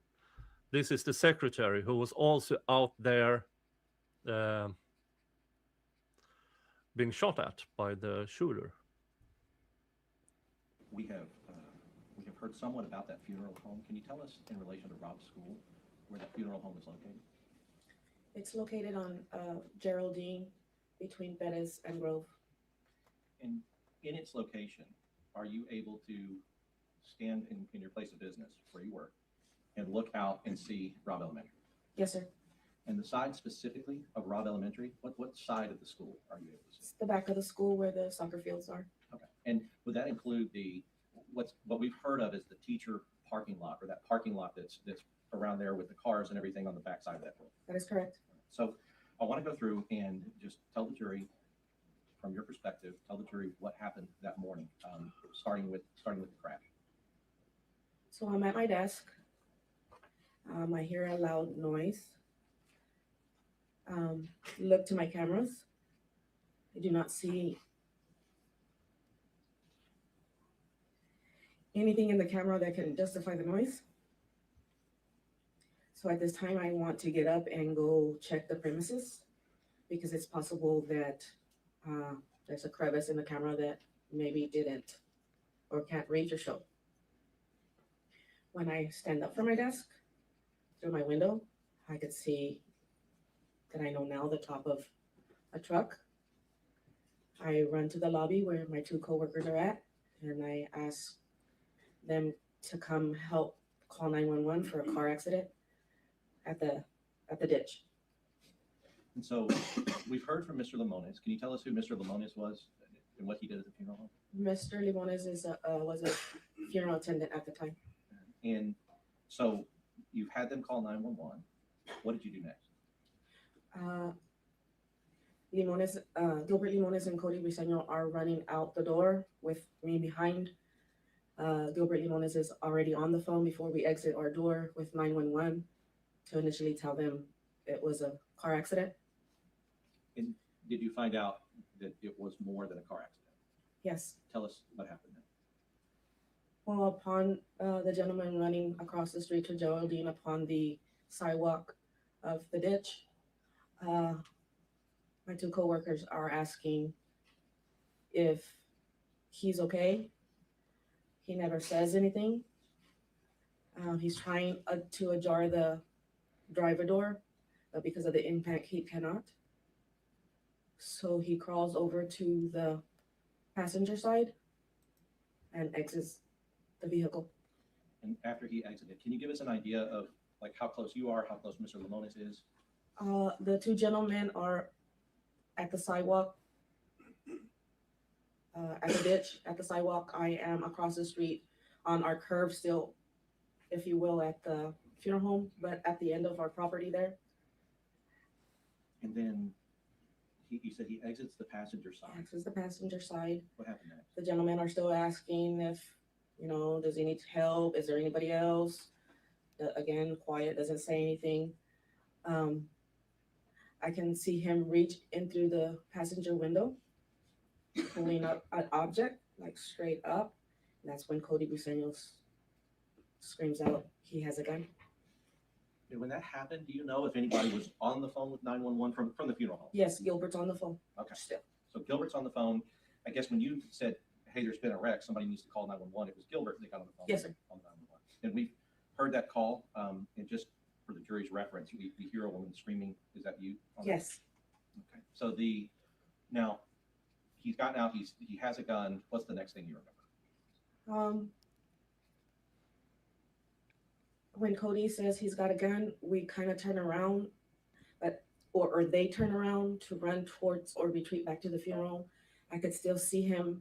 He does not have a clip in the gun, so he loads the gun with a clip and then shoots at us. And what did you do? You and I guess all of you, what did you do as he starts shooting? We retreated into the funeral home, thinking maybe he's following. Sure. So I think originally, if I understand what you're saying, originally you thought this guy's about to come in the funeral home after us. Yes. And you were reasonable to think so, obviously. While you were there, and Mr. Limones, Gilbert's on the phone with 911, is he communicating the things that are happening to you guys to 911? Yes. While you were there, and when you can look into the ditch, and obviously Mr. Limones was closer than you, could you Yes. tell what he was wearing, what colored clothing he was wearing? Yes. And were you, meaning you and Gilbert and the people there, trying to communicate the clothing he was wearing and the color to dispatch? I believe Gilbert is trying to describe, yes. Now, when he came out of the car with that gun, were you able to realize that this was a rifle and not a pistol? Correct. So you can see that clearly as he comes out and you see what he's holding in his hand. Yes. And you said that he didn't have a magazine in, so he loaded. Correct. Okay. Now, at this time, you're inside the funeral home. What's the next thing that you said? So Gilbert is now telling them that he shot at us and that he is jumping the fence. And when you say jumping the fence, where does that fence, what is being fenced off by that fence? It's the fence that ends the property of the school at Robb. Okay. And so when he jumped that fence, what's the next thing that you saw the shooter do? He grabbed what he tossed over the fence and started walking the paved little sidewalk to the teacher parking lot. And so when you saw him, could you see him from the funeral home? Could you see him clearly? Yes, And just to describe for us, are you like looking out of like glass doors? Or are you looking out of the window? I am back at my office watching him. And as you're watching him and looking from your office, I guess there's a window in your office. Yes, And as you're looking, you're watching him just slowly walk towards the school. yes, sir. And you said he goes to the teacher parking lot. So I want to ask you about that. Was there a time that, I guess when you see him go to the teacher parking lot, well, just describe for the jury what you saw him do when he got there. So before he gets to the parking lot, I remember him, obviously his back to me, he's wearing a cap, a black hoodie. He removes his cap, he shakes out his hair and replaces his hat or cap on his head, walks to the teacher parking lot where he takes cover, if you will, behind or on the side of a white parked car. And when you say he takes cover, is he, from where you can see, is he shielded? Does he shield himself from view for a certain period? Yes, Now, just because he's shielded from maybe others' view, are you still able to have a line of sight to the Yes. shooter? yes. What is he doing when he's, He is reloading. and so, Your Honor, may I personally? Sure. Yes, sir. And it's been a while since I've done it, so I forgot you allowed us to do it. I'm showing you Defendants 12. Now, you talk about one of the first things you did when you heard the rec was that you looked at your you said your cameras to see if that Yes. would explain. Yes, So you have familiarity with the cameras that were at the funeral home at the yes, time. And have I showed you a little clip that's very much zoomed in and very pixelated of one of the camera angles and views from your funeral home? yes, All right. And is that contained on Defendants 12? yes. We're going to go off for Defendants 12. Okay. All right. May we post the jury? Yes. And so what I want to do is I'm going to put that up there behind you.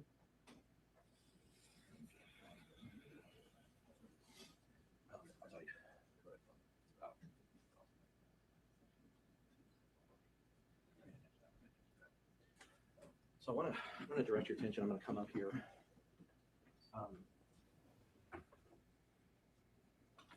Like I said, it's very pixelated. But when we talk about these, you can see that these are vehicles, right? Yes. Okay. And so when you're talking about the vehicles in that parking lot, these would be kind of the ones towards the right side of the parking lot, I guess closer to the funeral home than the ones over. All right. Can you push play?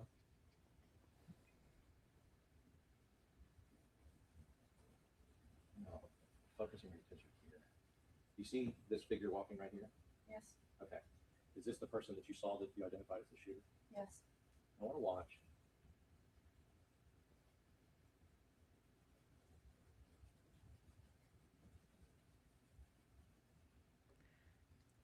He's clearly between cars. Yeah, but is that the puff of smoke? Because remember, Agent Doogie Howser was talking about the puff of smoke that supposedly Adrian should have seen. Yeah. Let's see here. Let's go Is back. that You're the walking right here? Yes, Okay. Is this the person that you saw that you identified as the shooter? yes. I want to watch. But that's not puff of smoke, that's pixels.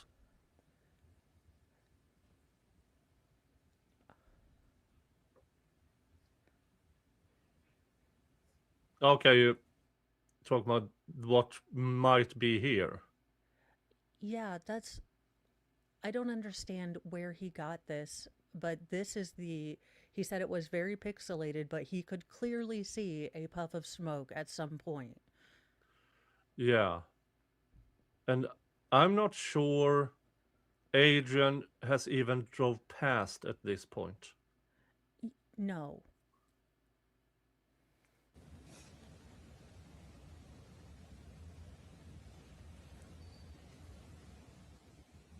Can you go back? Can you play it again?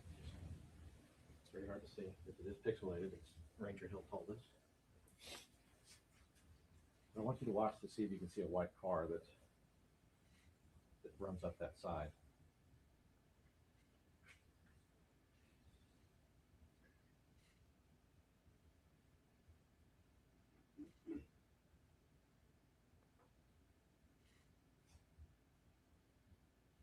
You see that white car going up, going So quick? he was in between the cars. Yeah, he was in between the cars, and he was really gunning down to that place, not the Sunday stroll driving. The timeline animation made it seem like. Yeah, he was in between cars. Isn't it strange that this part wasn't played by the prosecution? It's almost as if they tried to fool the jury.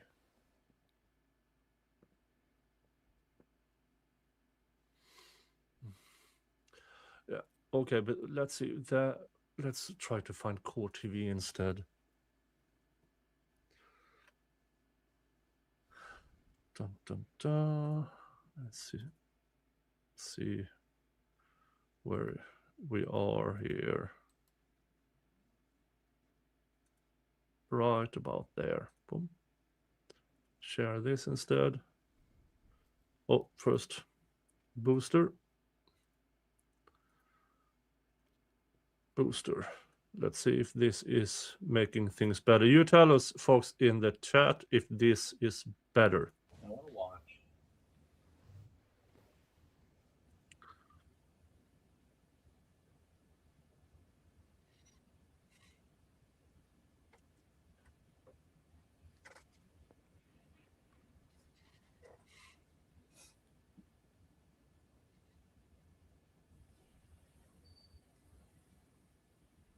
Can you go back? Oh shit! Sorry. Oh, She was concerned. that. Focusing your attention here. You see this figure walking right here? Yes. Okay. Is this the person that you saw that you identified as the shooter? Yes. I want to watch.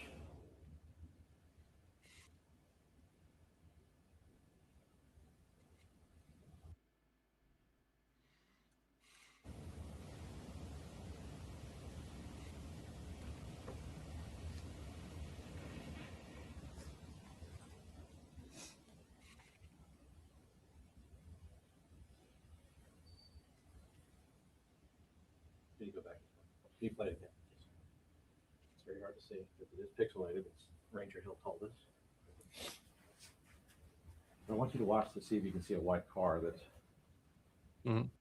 I'm actually going to go to this. Remember this? This is the timeline. According to timeline, because he was really studying that video, the person is here. On the video, he's in between these two cars, crouching down. And what you can also see is he was still crouching down there as he drove past. While in his timeline, he's way here. But according to the video, he's still in between those cars as Adrian drives by. That's really fucking strange, isn't it?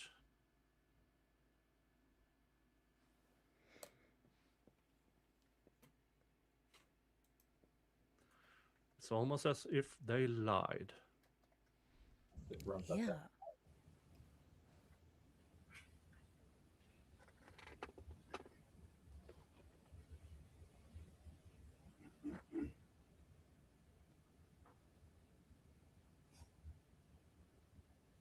You see that white car going up, going quick?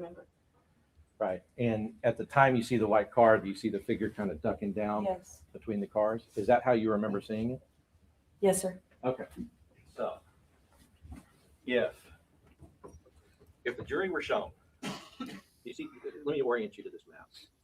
This is the parking lot. And these would be, I guess, those two cars that we're looking at that's on the right side. Now, you remember seeing him Yes. here, ducked between these two cars. Now, if the jury were shown that the shooter was right here, and I'm talking about this X, that's kind of either this X or this X, and you see that that's towards the front part of that parking lot. Right. If the jury were shown that he was there when that white car went through, does that video reflect that he was standing here, or does it reflect that he was standing in between these two cars? By the two cars. By the two cars, and that's what you remember seeing, Yes. right? So and you weren't here for that. But you would agree that if you were standing where those other X's were, that you would be kind of standing to the right of those cars, and any car that's driving by would drive right by him. Right? And let me just show you again, just so you can be sure. So these X's here and here, they're to the right of these cars here. You would Yes. think that, right? So if a car is driving right here, they would be driving right by anybody that's standing here and here, right? Yes. Okay. But if he's here in between these cars and ducking down and hiding, this car is not able to see this guy. That is correct. All right. And we actually have video evidence of where he was standing exactly when the white car drives by. Yes. Okay. So was there a point? And obviously, everybody has heard, everybody's heard the terror in your voice. And Mr. Yeah, last guy, Ranger. No, I viewed all the videos and everything, and this is the accurate timeline of events. He's not even close. It's not even close. Moments and how awful all of this was for you to witness without being able to do anything about it. Was there a point when several officers showed up? They showed up to, I guess they were kind of there next to where you guys were at the funeral. Yes, that is correct. All right. And did you personally attempt to communicate with those officers what you had seen and what you were still seeing and witnessing? Yes. Tell us about that. Gilbert and I are yelling at them upon their arrival and exit after they exited their car that he's already inside. And so you're telling them that he's inside. Yes. Were you pointing to the area where you Yes. went inside? Yes. So and if we could see on this map. So Oh my God! Then the officer did light up Adrian because he was already inside. yeah. Who knew? Jesus. They were looking for a man in dark, and they were looking at Adrian. I mean, this puts the entire timeline very, very off. Very, very off. And we already saw car driving by as the shooter was hiding between cars. Okay. Not- a real lawyer question, Nick. Mm. Now that we have actual testimony that timeline that we just spent 2 days on was utter bullshit, can he strike that evidence now? No, it goes to the weight. It goes to the weight of the evidence. Damn it. Yeah. But now we understand why they focus so much on certain aspects, because they knew they had a witness to this. And the prosecution also knew they had her. And they didn't call her in their case in chief. It's On this map. intentional. So if you're here in the funeral home, are you pointing to this west side of the building Yes. and telling them that he's gone inside? Yes. Did the officers that you talked to, how many do you remember being there? 2. And you, look, if I could just show you, I think when we spoke, can you show us, you remember them being here on this street or around? Well, actually, they're parked here in front of the Geraldine fence to the school. Okay. But this is Perez. Got it. So like right across. And that's where you remember. And there were 2 officers. You told them, and did those officers then go immediately to where you told them and run inside the building? No. What did they do? I believe, if I remember correctly, they got back into the car and went around the school. Okay. Towards the front of Rob. Thank you for being here. I appreciate it. Judge, I'll pass it. No questions. Recall And the prosecution has no questions. Yeah. Not even, if you look really, really closely on the video, doesn't it seem like he is running in front of the cars in plain sight of Adrian, as we try to make it seem like? Yeah. either side. Oh, yeah. No. Oh, by the way, this is the witness that the prosecution claimed just screamed at them, at the three cops. Yes. Shouldn't he try to say, were you frantic? Are you sure? No, he just, yeah, that's how it happened. Well, the state is damned if they do, damned if they don't. If Yeah. she says, yes, I yelled at them, then Sacero did line up Adrian and was going to shoot him, allegedly. So either way, whatever she says, it doesn't look good for the state. Yeah. Okay, ma'am, you are excused from the subpoena and you are not subject to recall. We would ask that you not talk to anybody about the case until you're aware the trial's over. Thank you. Thank you very much.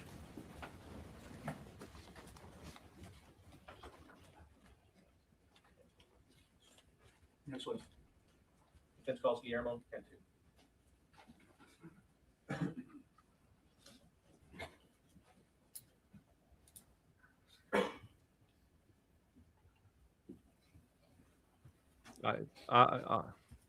Why is this a trial? You do solemnly swear the evidence in the testimony given this cause will be true self. Thank you. Have a seat and adjust that microphone if you need to. All right. You may proceed. Thank you, Judge. Mr. Cantu, when I called you to stand, I called you Guillermo. Is there another name that you typically go by? I go by Willie. Okay, so if I call you Willie or the state calls you Willie, you'd be okay with that as well? Anything you want. Sure, thank you, sir. So I want to start by giving the jury an understanding of why you're here. And so to do that, I'd like you to go through with the jury your training and your experience as a police officer. I know that it's a long time, so just kind of start from the beginning and walk them through basically your resume and what you've done as a police officer. Okay. I've been retired for a little over, or almost 3.5 years from the San Antonio Police Department. I graduated the police academy in 1989 and was stationed in the south side of town, B shift, which is a 1 to 11 type of shift. And shortly thereafter, there was an incident that actually put me out for a little bit, got injured on duty, and was placed on light duty for a little bit, a couple of months, and they put me in the SWAT office. I didn't ask for it, but they did. And as I was recuperating, well, I got shot chasing a car thief at that time. So as I was recuperating, I got to know the guys and just be around. And obviously, I was kind of a dispatcher, so to speak, for them, facilitated different things, would run, check people for warrants and provide them information for whatever database that I had. Then when I went back to patrol, there was an opening on SWAT and I tried out, and I didn't make it initially. There were 2 openings, and that was fine. I only had 3 years on. I was pretty much a rookie. And then one came up, and I was selected to go to the SWAT team. From the SWAT team, I was there for 17 years. And obviously, you start out as a rookie to begin with. You're trying to learn everything as much as you can. They're putting you through training, whether it be from the officers that are there present that already know those experienced guys, or they send you to training schools, as you guys have already heard from other testimony. It seemed at that point that they had like an open checkbook. They were sending me to training after training, which was fine.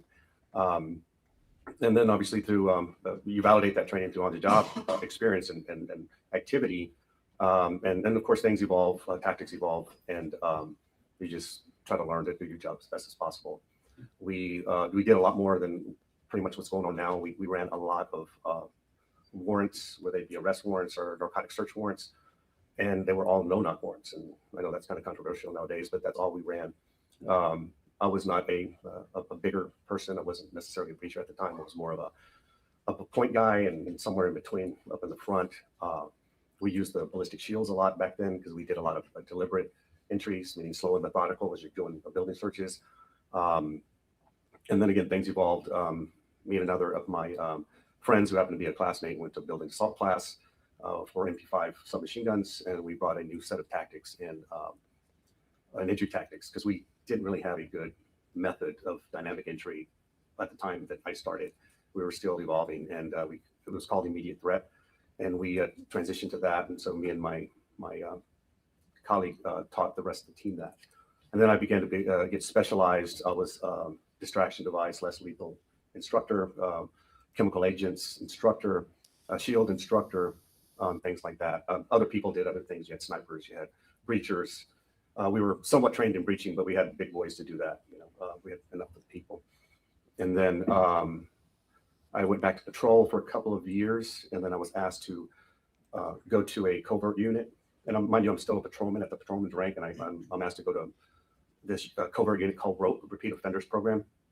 And as a uniform, not necessarily a presence, but we were kind of the ones that would stop the vehicles, knock down, and I'm using general terms, approach and arrest people in open areas and things like that.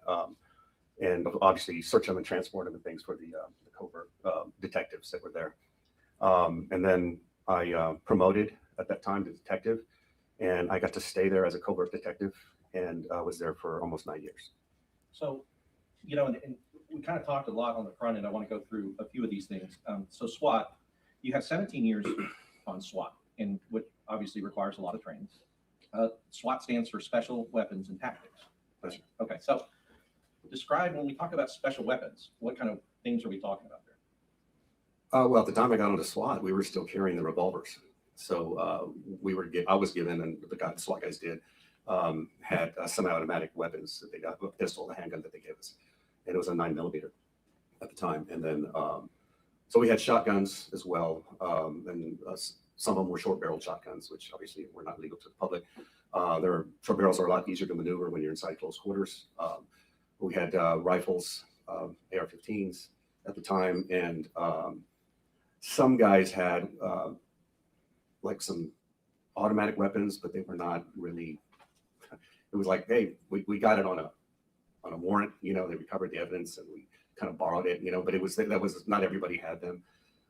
With the chemical agents, which we considered a weapon, and those were different at the time as well. You know, those evolved.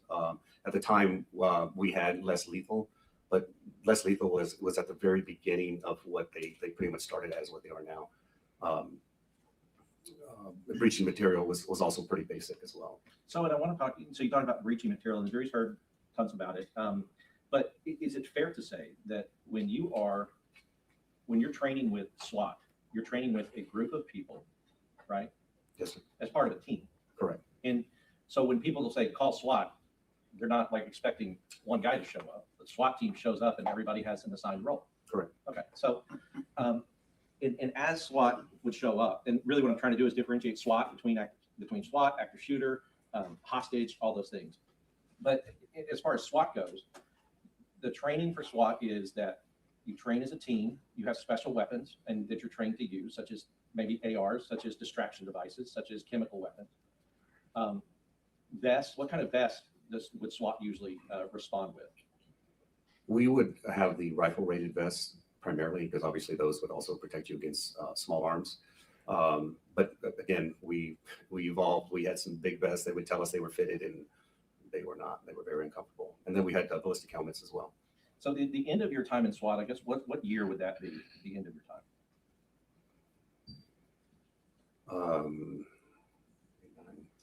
I'm not good with math necessarily, but well, if you've been retired 3 years. yeah, I retired in 2022. Right. So, and the incident that we're talking about, the Robb Elementary mass murder of these children, happened in 2022. Right. So I want to focus your training, SWAT training, things that you might have known, like how the SWAT teams existed at the time towards the end of your career, right? So the things that, I guess the way that people were trained and everything else with SWAT.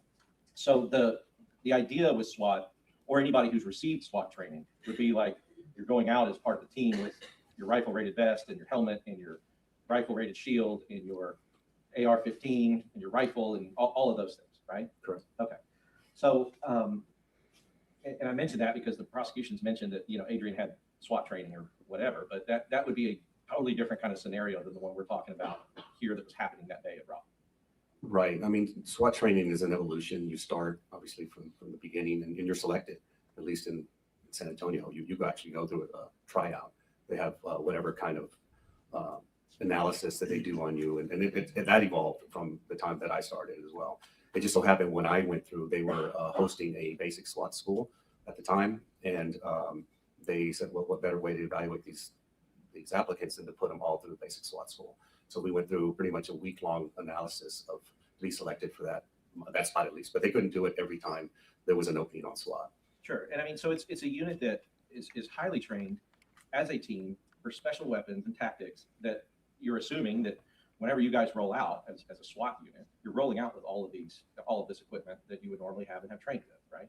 Right. Yeah. Now, of course, Willie Cantu, who is just comes upon a situation.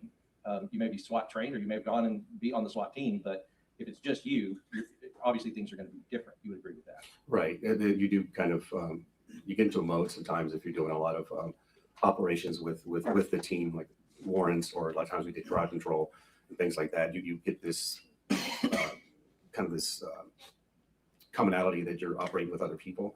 And then and the good thing about us is that we did do directed patrol, proactive when we were doing high-risk warrants or critical incidents or training. They put us out in the hot spots of San Antonio, and we were in police uniform. We were in slicked out cars where we had the lights were in the grill, and it was like go look for trouble, and we were bound to make arrests and things like that. And so I want to talk a little bit about your experience. You told the jury that pretty soon after you started and became a police officer, you were shot in the line of duty. Yes, sir. All right. Have you had other experiences that would be considered high stress experiences? Many. And have you been trained on how stress can affect a police officer or a normal person that's going through traumatic or high stress experiences, like how it affects their senses? I wouldn't say train necessarily. You just kind of figure it out. I mean, yeah, you hear people say, hey, take deep breaths, try to focus on this and things like that. But I experienced those things where I started out being that guy, like, all over the place initially. And as you do things more often, and then you train more and more, you get more confident in your abilities. And there's so many things that are going on, handling the weapon, where you position it, whether it be a pistol or a rifle, obviously making sure to be safe to the people that are around you, including the people you're pointing to, your foot movements, your communication, where you should be looking. You get very comfortable with those things, and that lessens your stress when you're involved in what might be considered a stressful incident. And a lot of times, if you've been there before, that also helps, and it's even better if you were successful the time before. So somebody who has not necessarily been in that kind of situation, and it sounds like from your career, you were part of units that would intentionally be in high risk, high stress situations. Yes, sir. All right. And so somebody who had a career like yours in a major city with repeat offenders and no-knock warrants and all of those things, you would go through and have those experiences more often than, say, somebody who even has 10 years in a small town without those things. The frequency of those experiences matter. I use a general term. We were in the mix. If you got out of the mix for a little bit, let's say you take a week-long vacation, it takes a while to get back into it once you get to work, because then you hit the ground running again. It's kind of weird. Even though you've done it for years, it takes you a while to catch back up in a sense. And so some of the materials the prosecution has entered into evidence talks about that these kind of skills are perishable skills, meaning that what's a phrase that kind of sums up perishable skills about if you don't use it? If you don't use them, you lose them. Right. And so as far as the experiences that a human goes through in these high stress situations, can you talk about some of those experiences as far as like how your senses are affected? Yeah, a lot depends on if you were surprised to begin with. If you were expecting it, that's a different approach at the beginning. If they come up on you and you're not expecting it, then you have to really catch back up to orient yourself. We've been talking about that OODA loop. Orient yourself to it, and then you start processing whatever you've recognized as what's going on at the time. But rephrase the question again. I'm sorry. Yeah, no, sure. Like, well, I mean, have you heard of auditory exclusion? All right. That auditory exclusion, and that doesn't happen all the time. You lose your fine motor skills. You become very aware. Like we've had people say, well, he pointed a gun at me, and because they're so stressed, describe the gun as a big gun, and because their eyes zoomed in on that gun, and it was not a very big gun. Just perception distortion is what it is.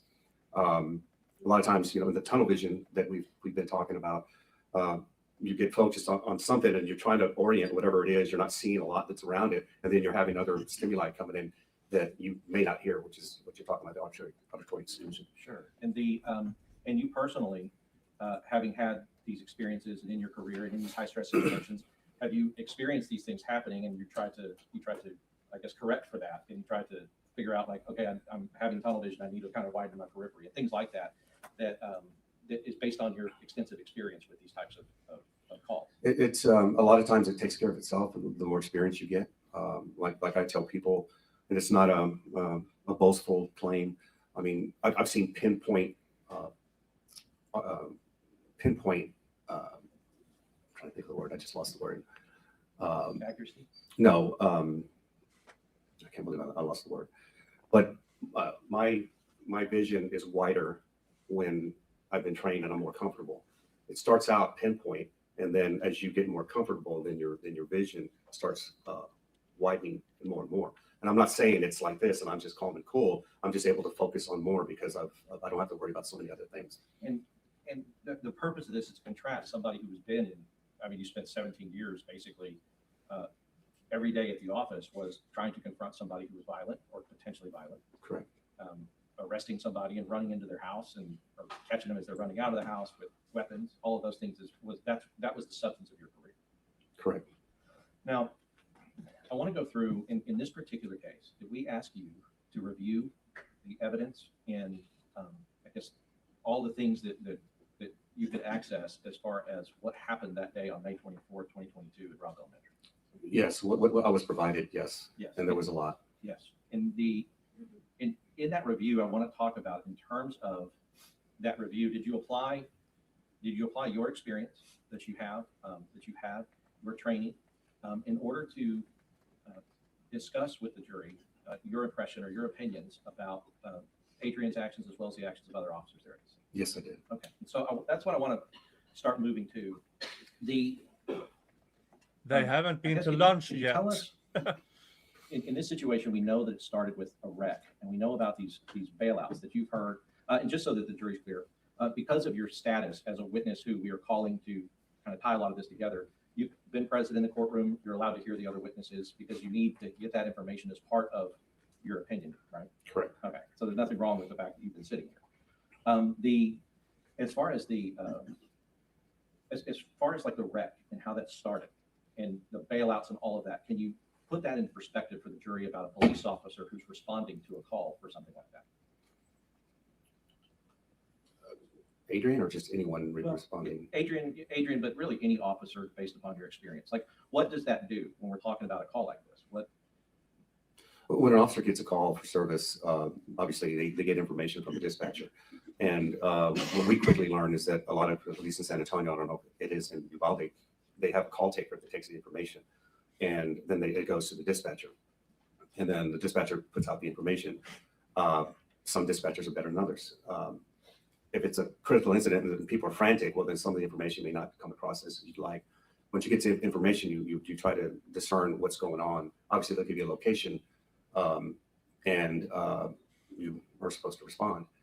In this instance, it was an accident that was dispatched not directly to Adrian.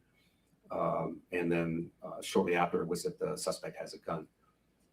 And that is another thing you have to process. What does that mean that they have a gun? Is it displayed, or does it look like they have a gun? Is it under their clothing? We've had a lot of times things like that, where they move like this and they had a gun and they put it out because some people think that you're going to respond faster if they put out that there's a weapon. We've had that happen as well. So you have to discern, is there really a gun there? Sure. Now, and just to talk about that, you would agree that somebody having a gun, and you're going through like, do they really, do they not? But if it's dispatched that they have a gun and shots are fired. That's a lot more real. Right. Now, in your review of this, was the dispatch that went out, Mr. Limones described the shooter, described that he was running towards the school, shooting at the school, which would be shots fired, right? Correct.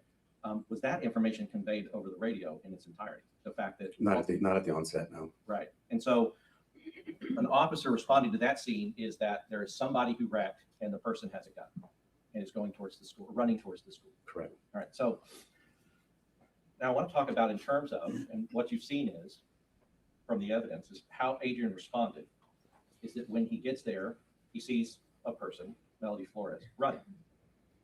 Without the description of what the person is wearing, talk about as an officer responding to a person is running towards the school with a gun, talk about how that would affect an officer, what the proper thing for an officer to do in that situation. Yes, and to be clear, that he believed it was a male, and at the time what he saw with Melody was she had short hair, and from that distance he thought it was a male, and he got tunnel vision on that person in a sense, and I mean obviously identified them and said, I need to go that way.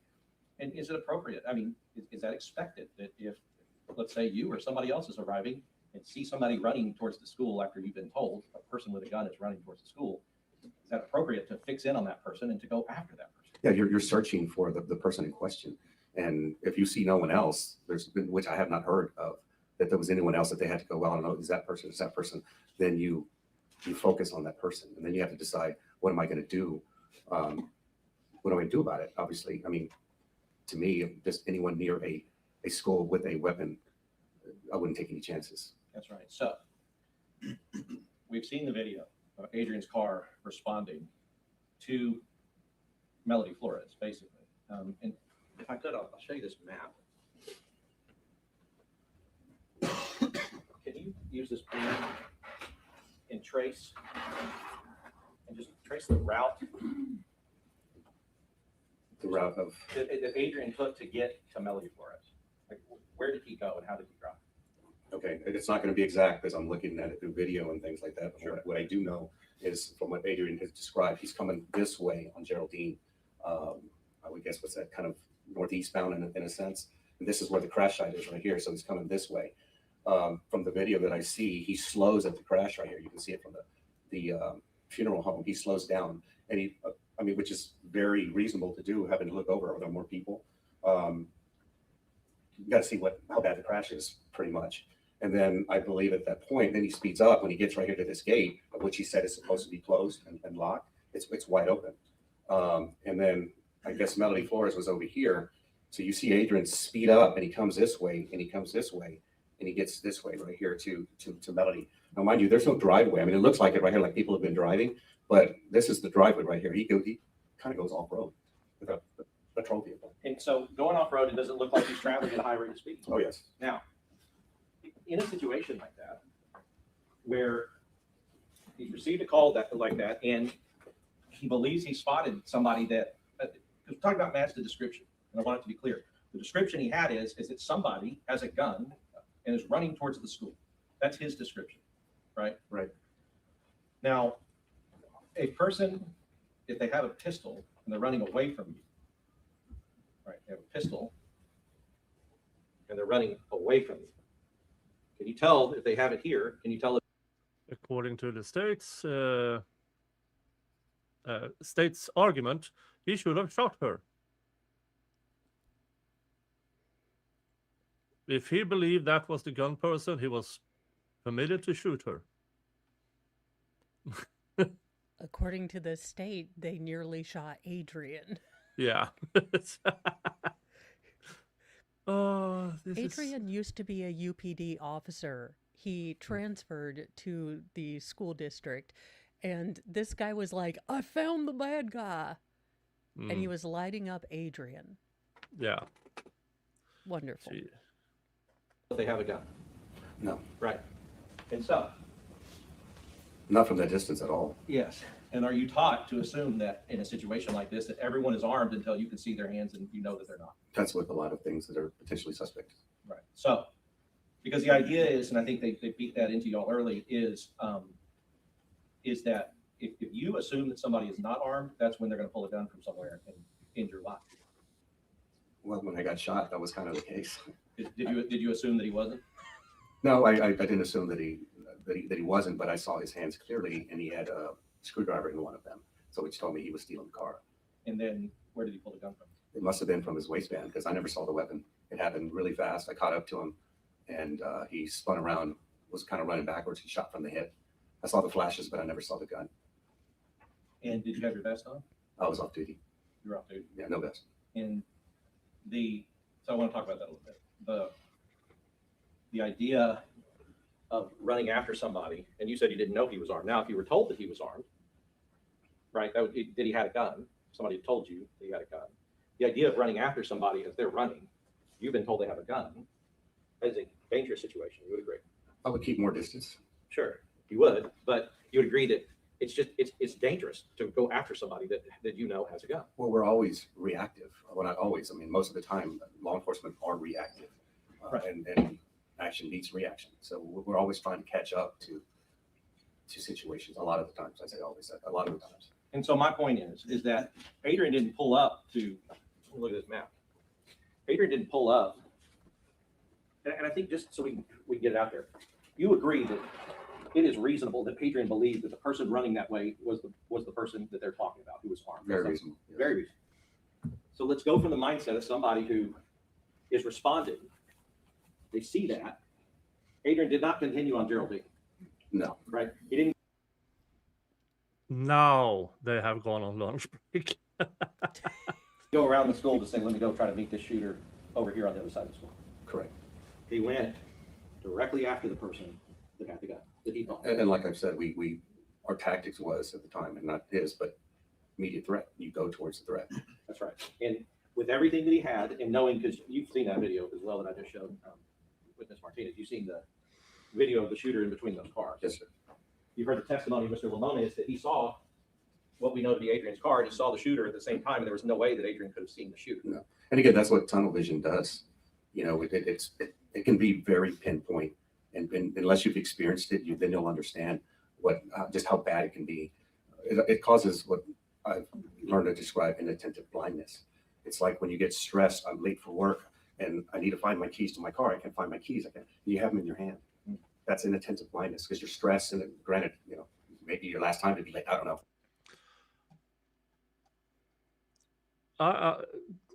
That's an interesting example because I don't know how many times I've been looking for my phone. I've been looking for my car keys. I don't. It's early onset Alzheimer's, but now I can blame it on tunnel vision due to stress. Yeah, I have it 4 times a day. Well, I like that he's using very common things to show that this is something that we do even when we're under a very small amount of stress, because this is much more relatable to a jury, because I'm not a big force multiplier person. So I might not be kind of aware of that stress, but I'm aware of I need to get going and I can't find, this, and my glasses are on my face. So it does kind of humanize that and give you kind of an idea if you're not an officer. Yeah, and now add the common things in your everyday life. Somebody's shooting, there's a person running over there, falling down. Yeah, let's focus on that one. Why do the defense always seem to have the better expert than the state? Because despite having infinite resources, they often use in-house experts because they are easier to say what you want them to say. Well, also the defense has to be very smart. They don't have infinite resources. They have to get a witness that really gets their bang for their buck. The state can call any a-hole. I mean, we saw it in the Karen Reed case. How much did Massachusetts pay for $600,000 for aperture for blue paint guy, which, as it turned out, was a reenactment of what Trooper Paul and Buchanan did earlier. Jesus Christ, But it's even worse when other things are going on. Now, mind you, Adrian was also driving fast. He was going code 2 from where he was responding. So that adds to your stress trying to get, to a location safely without running anybody over and get to an accident yourself. And so him attempting to and trying to go after the person he thinks is the shooter, you would agree is him intentionally putting himself into a potentially dangerous situation.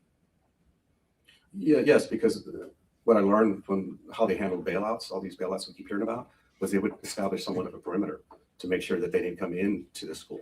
So holding outside would have been reasonable, believing that it was a bailout. Instead, Adrian, for one, volunteered for the call, which he didn't have to, and it's an accident. But when he hears that they have a gun near the school, well, that's his actually, and I won't say jurisdiction, it's his area of responsibility. He's a police officer. He's supposed to respond to what he might think is a danger to the kid. So he goes directly to what he thinks is the threat, because he doesn't hear that there's any more people involved at this point. Right, and you know that from the radio traffic. We also know from Melody Flores that the grounds have been cleared of students and others. By the time that she starts running, there's no more students that are around or any more teachers. She's the only one out there. So, when you tried, when you went after a guy who was running from you, he turned around and shot you and could have killed you, right? Yes, sir. Okay. So, and I guess it's just, I really want to establish here that Adrian is not running away from what he thinks is the threat. He's running towards what he thinks is the threat. Right. And you have to decide what you're going to do when you get there. That's right. And I'm assuming the options would be run them over with a car if you can identify them. Get out. And maybe one. Sure. Get out. But if you're trying to get out of your vehicle while you're right up there next to a person, they're going to have you at a little bit of a disadvantage while you're trying to exit.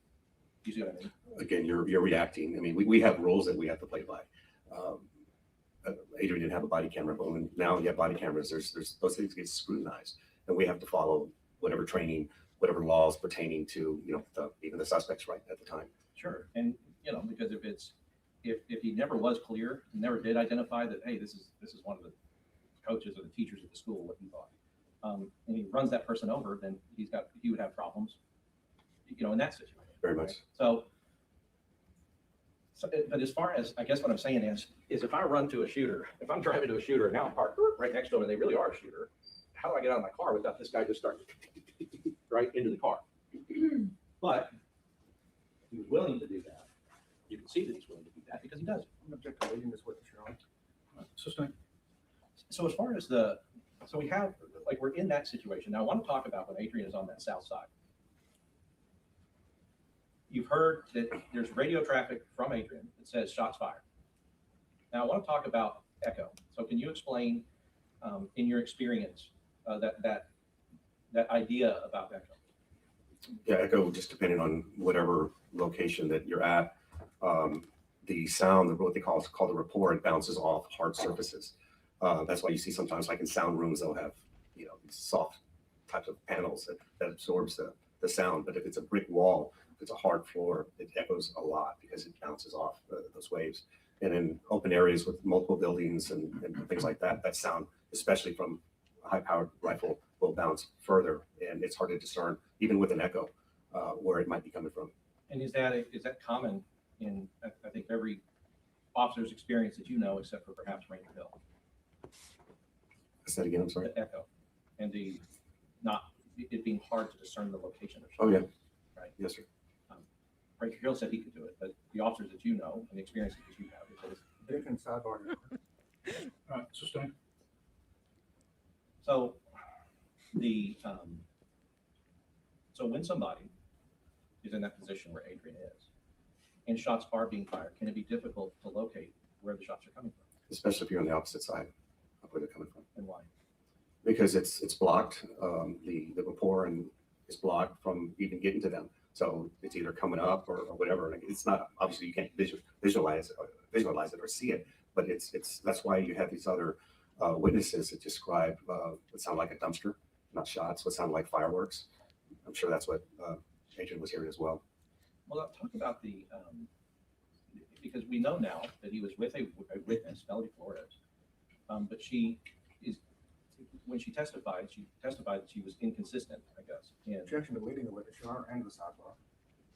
All right, I'll sustain if you'll rephrase it, please. I'm just confused on the sidebar.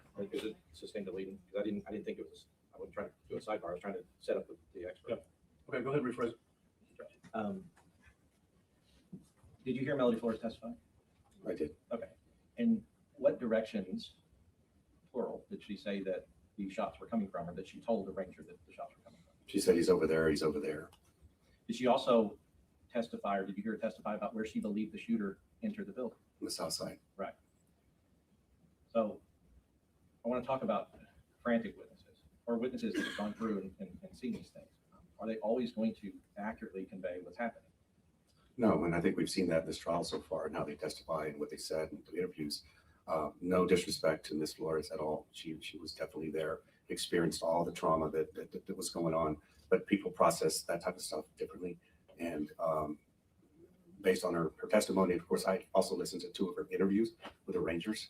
There was a lot of the information wasn't really very clear. And obviously one of them, the first one was like 7 days later. I was an investigator for 9 years, so I've interviewed people as well to try to extract the same type of information, and then you kind of have an idea of whether they're. I'm not going to say she's not credible at all, but whether that information is credible at the time. And so let me give you a hypothetical. I mean, I guess you're placed in this position where Adrian's placed, speaking to a witness. And the witness is telling you that he is going into the south side of the building. Do you have sight on the south side of the building? Somewhat, yes. Right. So from here, you can see what's happening here. Right. Okay. So if a witness is telling you that a person is going into the south side, and you see that that's not happening, what do? Well, you're still trying to figure it out because he even drove by that place. He didn't see anyone up this way, so he's trying to process the. It appears he's trying to process the information. Like, I already know, I have like history through there, and I didn't see anyone. So who are you? That's why he said who is that way. Sure. And so if your eyes are telling you that this witness, what she is saying, is not actually happening, so you have to go back through, and just hypothetically, like going back through the OODA loop. Yeah, and remember, this is Ms. Flores is the one who identified Adrian Gonzales as in khaki shorts, white T-shirt, and a full beard. Adrian Yeah. Gonzales was in full uniform and not a full beard. And I do like how even this expert witness is being very, very generous to Melody. Hmm. I think that this defense has been very good at, even when the witnesses were inconsistent, if they were there, they treated them with respect and Yeah. just moved on. Yeah. Yeah, the defense overall with every witness, well, except maybe one, who definitely deserved what he got and more. Every witness who needed some humanity got it. So Going yeah, back through where you have to observe, orient, decide, and act. That's a very hard thing to explain to people because they don't experience it, but you're correct. You have to reassess what's going on, and not to mention there's other things coming in. He's got 2 radios on him that have a lot of probably chatter and traffic, as with any critical incident would happen. Most likely sirens going on as officers are arriving, whatever he might see, and people coming and arriving. He has to take all that into account. At the same time, listen to this witness. And at the same time, more shots being fired. Correct. Okay. So here, I guess my point being that if your ears and your eyes are telling you that what the witness is saying is untrue or just not accurate, do you automatically just run off to wherever the witness has told you if your other senses are telling you that it's not accurate information? No, it takes different people different amounts of time to figure out that's the action I need to take. And again, not being sure where it's coming from, is it going to stay there? If it's going on over there, is it going to stay there, or is it going to move somewhere else?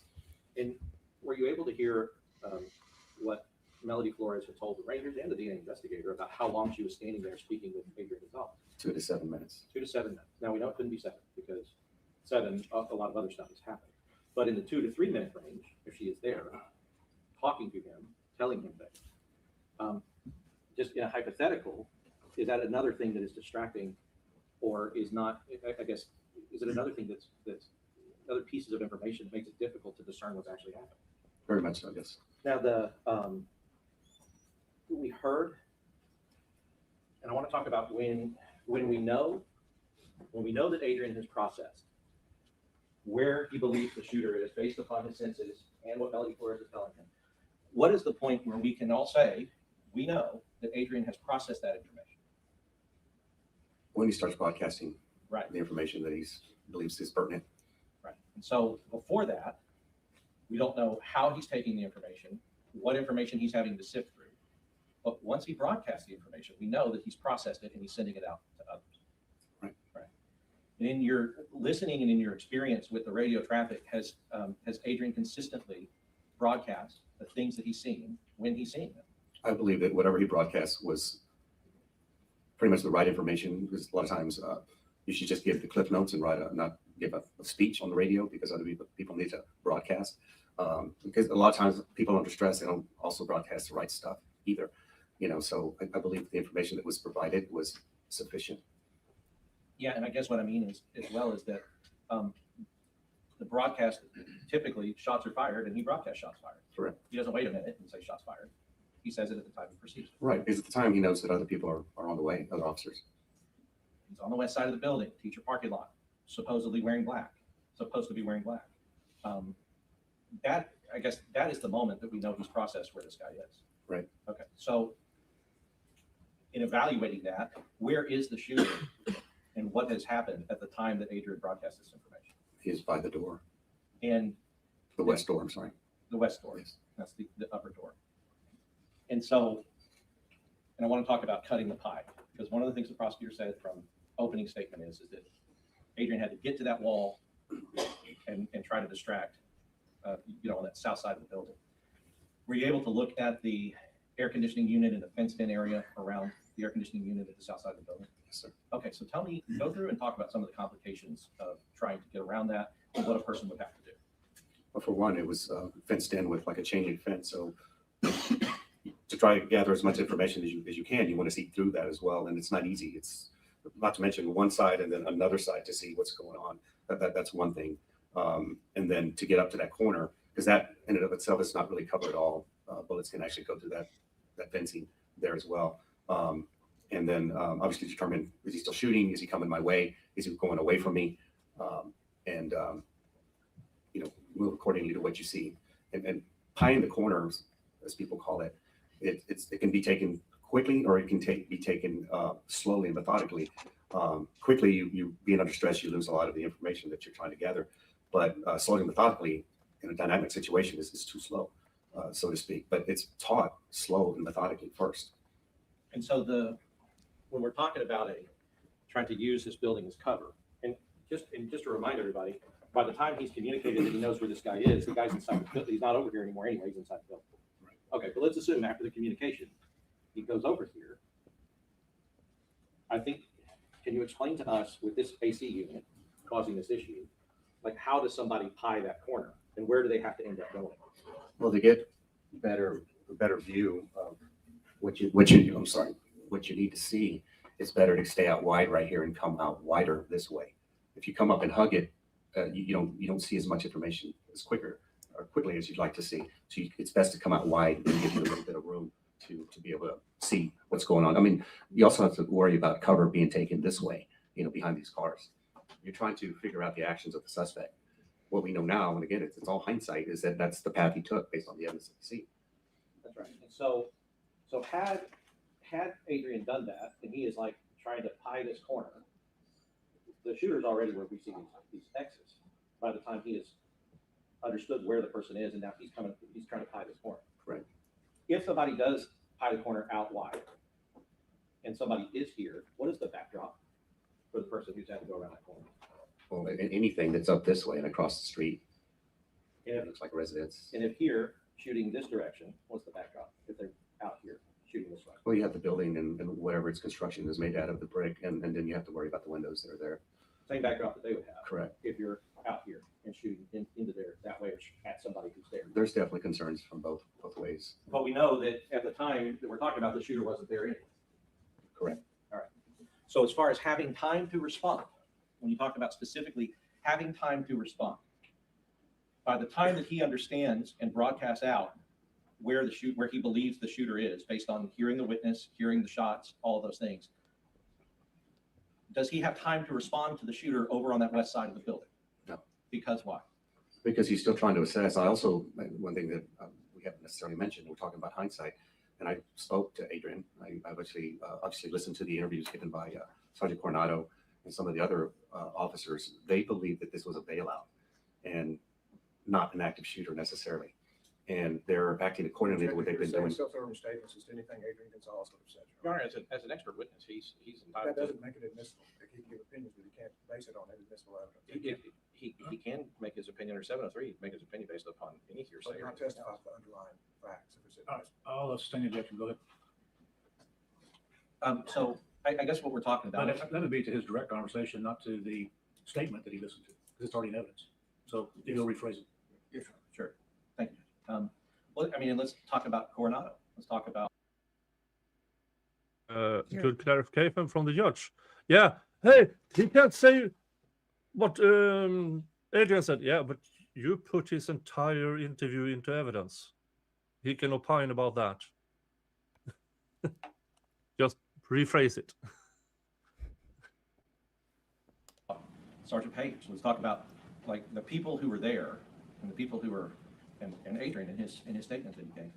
The bailout problem in Uvalde at that time was very, I guess, it was very real. It was very present. Yes, sir. A lot. And so I guess talk about what that does. If you assume something is one thing, does it make it harder to respond maybe accurately to the information that you're gathering? Well, they're two different situations. From a bailout, what they're conditioned to, and I don't believe they had any training in handling bailouts. It just happened and they would deal with them. Then you're in that mode and that mindset of what I need to do. My conversation with Adrian, I wanted to know. Objection, Your Honor. Yeah, it's fine. So as far as, and I just. All right, I'll sustain the objection, but So what the judge's ruled is like, as far as your conversation with him, we can't talk about that, the prosecutor's objective hearsay, but as far as just the things that you've seen in the evidence, right, and what you've heard testified to, I think every teacher that we had up here talked about the bailouts. Yes. Okay. So just talking about that in the sense of like, when you said condition, an officer can get conditioned based upon like this prevalent thing happening. What do you mean by that? It happens frequently. It goes along with the training. When you train someone on something, especially tactics, whatever time frame that is, let's say 16 hours, then you're in that mindset of this is what we're going to be dealing with, let's say active shooter training. But in a real situation, and you're like, I've identified this as this, in this situation of bailout, well, that's where my mind goes to, and this is what I think I need to do and handle it. Whenever the situation changes on you, now you have to go back through your mind and bring up whatever training from whatever time you went through it and start implementing what you think you should do at the time. And different people handle that different ways. Well, let's talk about how a different person handled it a different way.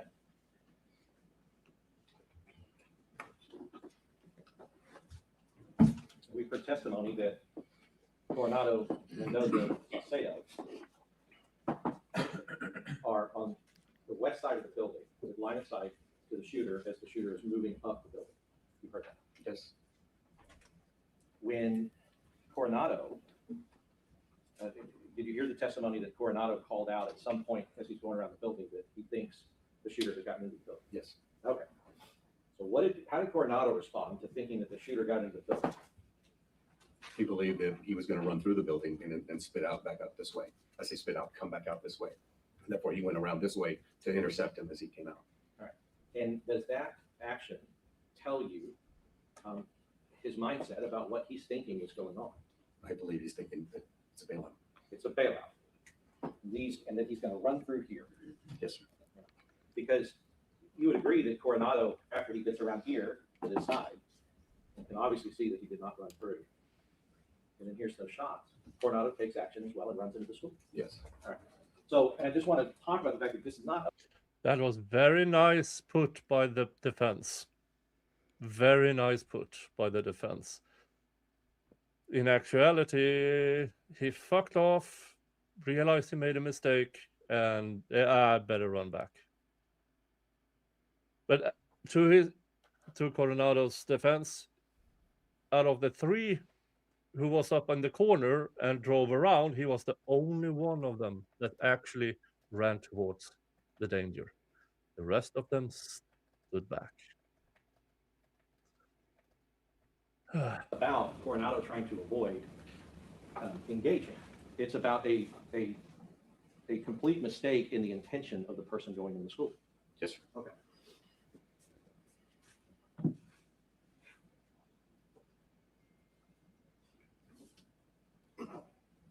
So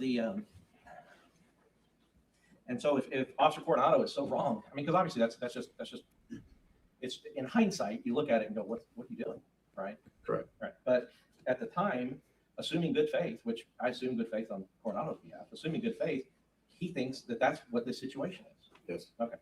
So any other officer who's confused about the situation, is that reasonable?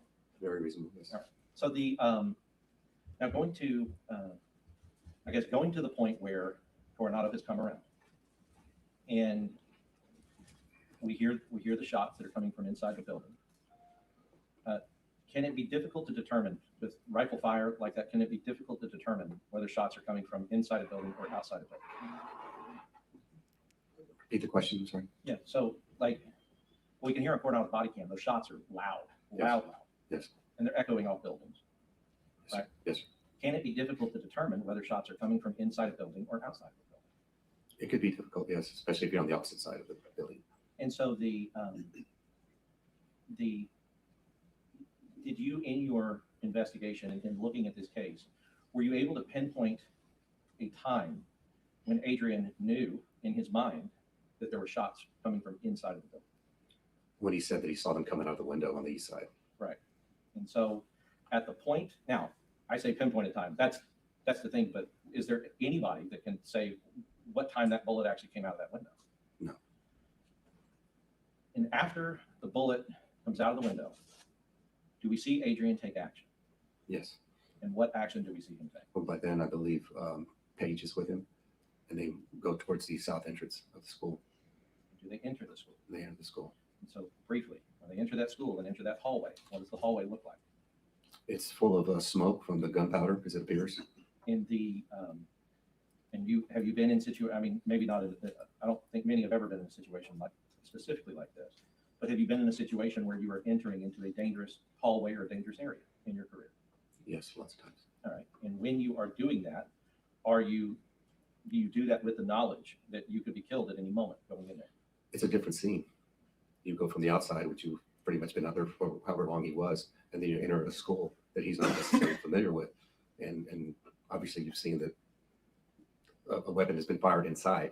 Then you have to discern which classroom. Obviously they know that there's classrooms in there, and as you run the hallways and one of the insets of the doorways and things like that, you have to assess that situation. And so going into that kind of situation, do you go into it knowing that your death can occur?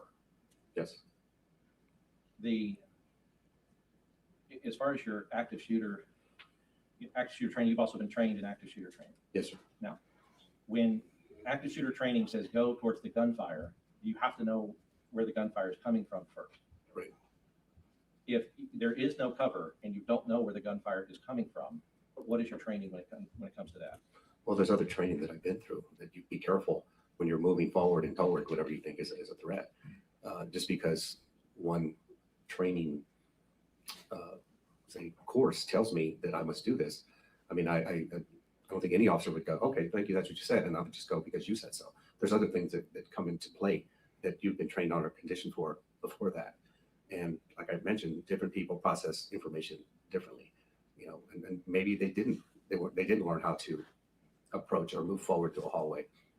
Well, as far as the, Mr. Witzel's training that he gave in reviewing the photos that the state's put into evidence, does it appear that even in Mr. Witzel's training, they are with somebody else, they are moving around and through with an AR-15, and that's kind of how they're trained to respond to something like that specific active shooter training? Yes, I was watching it from YouTube, so I didn't get to see everything that was shown up this way. It's Sure. different times, but the pictures that I saw, there were more than one person. Right, and an AR, not a pistol. Correct. And so, as far as I want to kind of move to the school security. Do you have a background in what you do now in advising schools and school security? I'm a safety security consultant for some charter schools in Okay. Texas. So tell me about the specific failures that you noted in the security that allowed kind of unfettered access to these children. Well, there's layers of security that you have to take care of and not completely rely on law enforcement all the time. Initially, and people do this in their own homes. You keep the doors locked, the exterior doors locked, and the interior doors locked at all times. If you're going to prop open a door, it needs to be manned and not manned by you because you're busy going in and out and grabbing whatever you need to. Someone has to stand there at that time and make sure no one's going to come in. And then you close it behind you and obviously lock it when you're done with it.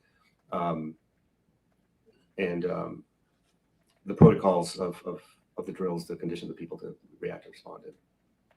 So in your analysis of this case, did you see that when the shooter came to that school that day, that the west door, the outward west door, was unlocked?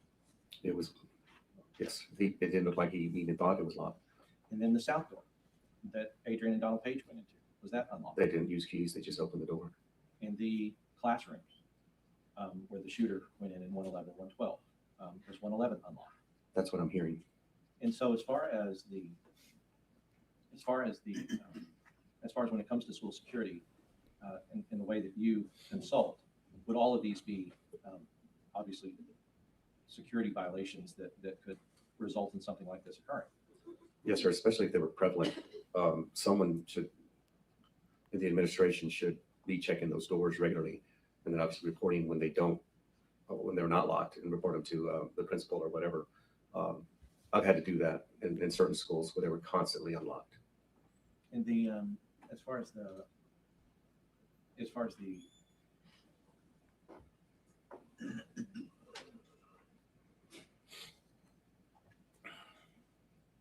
sure.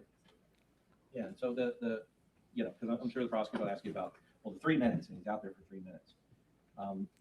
How, I mean, what in your experience, what is going on during those 3 minutes that's causing Adrian to be where he is before he eventually goes into school? I think initially it was just to determine that it was actually an active shooter and assessing that situation, taking in all the information that was coming to him from listening, whatever he's hearing out there.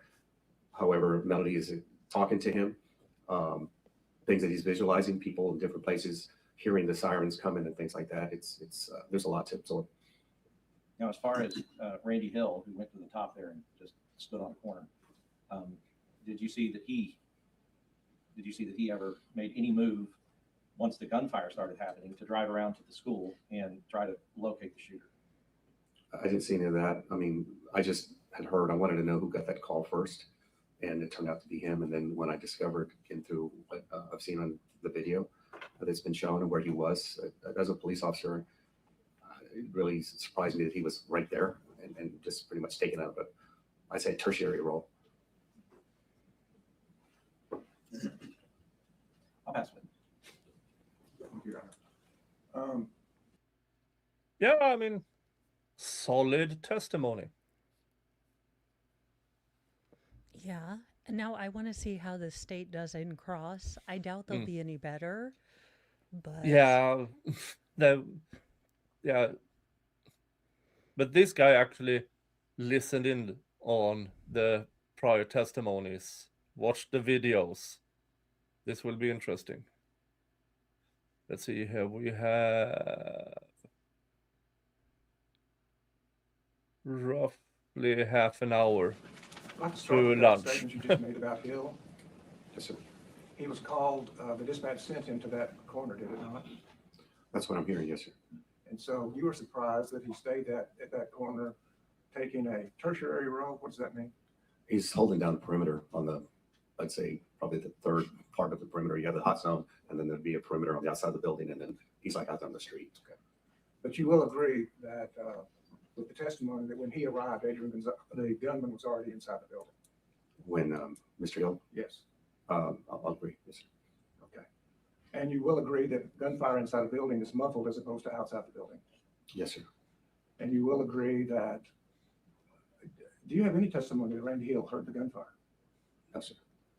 But you said that you were surprised that he took such a tertiary role because dispatch had said man with a gun heading towards school, correct? Correct. So he should have headed towards the school. I believe so. Just like if you hear gunfire, you should head toward the gunfire. After assessing it, you should. But you have no evidence that Randy Hill heard the gunfire. No, sir. Very little evidence. So he was why on the do- corner. He's at the corner. He's listening to radio traffic. He sees three panics drive by. And even after he learns that there is gunfire, he doesn't enter the school for 25 minutes. Yeah. Also, Coronado was able to hear the muffled gunshots when he got out of his car. They were running. We could hear it on his body cam. Yeah. So it's muffled, and he's, what, maybe 30 yards further down the road than Yeah. Officer Randy? Randy a little. Fair enough. Now let's go back to the very beginning of the testimony. We talked about the initial dispatch. Did you listen to the dispatch tapes? Yes, sir. So you heard the dispatch that it was a man with a gun Correct. and that he was headed to rob school. From what I understood, I didn't hear headed. It was just the suspect with the gun is what it was. Okay. And then that shots were fired Yes, sir. and heading to rob. Correct. And whether this was a bailout or heading to rob, it could be both. Correct? Both what, sir? Both a bailout and a man with a gun, shots fired, heading to rob. Oh, yes. And that, just that information alone is sufficient to put you on notice that people at Rob are in danger, isn't it? Yes, sir. And as far as whether it was a bailout or protecting the school, you saw Adrian Gonzales' statement that he made. To the ranger? Yes. Yes, sir. And he said the wreck, that was Uvalde's jurisdiction, correct? I don't know. I don't remember him saying that exactly. May I approach, Your Honor? He did say that. Adrian said that the wreck was Uvalde's and the school was my jurisdiction.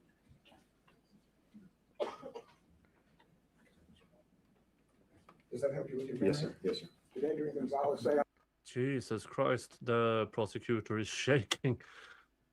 Look at how he holds the papers. does that help you with your memory? Yes, sir. Yes, sir. Did Adrian Gonzales say, I didn't respond to the wreck, that's the police department's business? Right.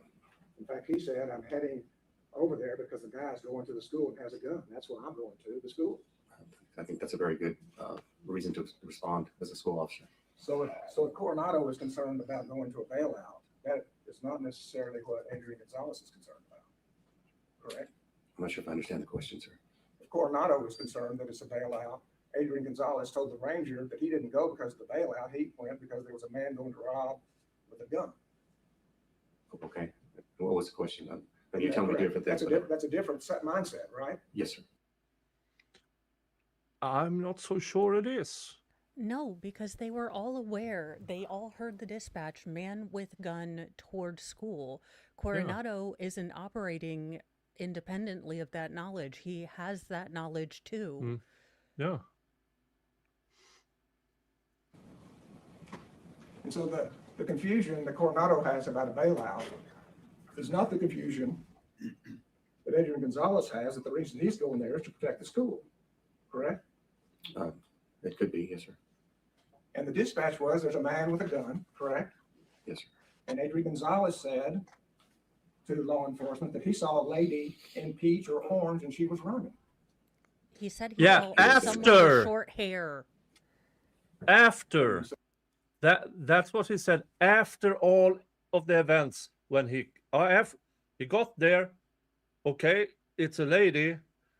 She's wearing something, which he told in the interview the day after. That might not have been his actual thoughts. At the time, he was verifying what gunman, school, somebody's running over there. I'm driving over there. Oh, I'm sorry. He did say lady initially, yeah. Yeah, he did say lady initially, yes. I'm kind of going back to what he eventually said, that he didn't think it was a lady. Yeah, but did he say that to dispatch? No. He never called out, oh, it's a lady over there. Or he realized later To that the it rangers, was he a male. said it was a lady in peach that was running. Right. He explained she had short hair at the time. And I want to talk about the Echo situation, correct? And folks, out of the blue here, past 10 years, how many school shootings has been done by people who are now known under a female name?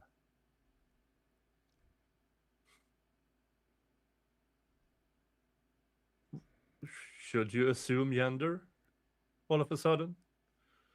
I mean, this is already a third line or a third rail case. Let's add that to it. Let's just completely. But honestly, if I saw her torso, she didn't have a very pronounced chest. If she were wearing a sports bra or a bulky top, he could have thought with short hair running toward the school. Yeah. Yeah, he didn't realize it was woman, teacher, Melody until after he went there to check. Standing at the east of the fourth grade wing, correct? Kind of southeast, yes, sir. Southeast.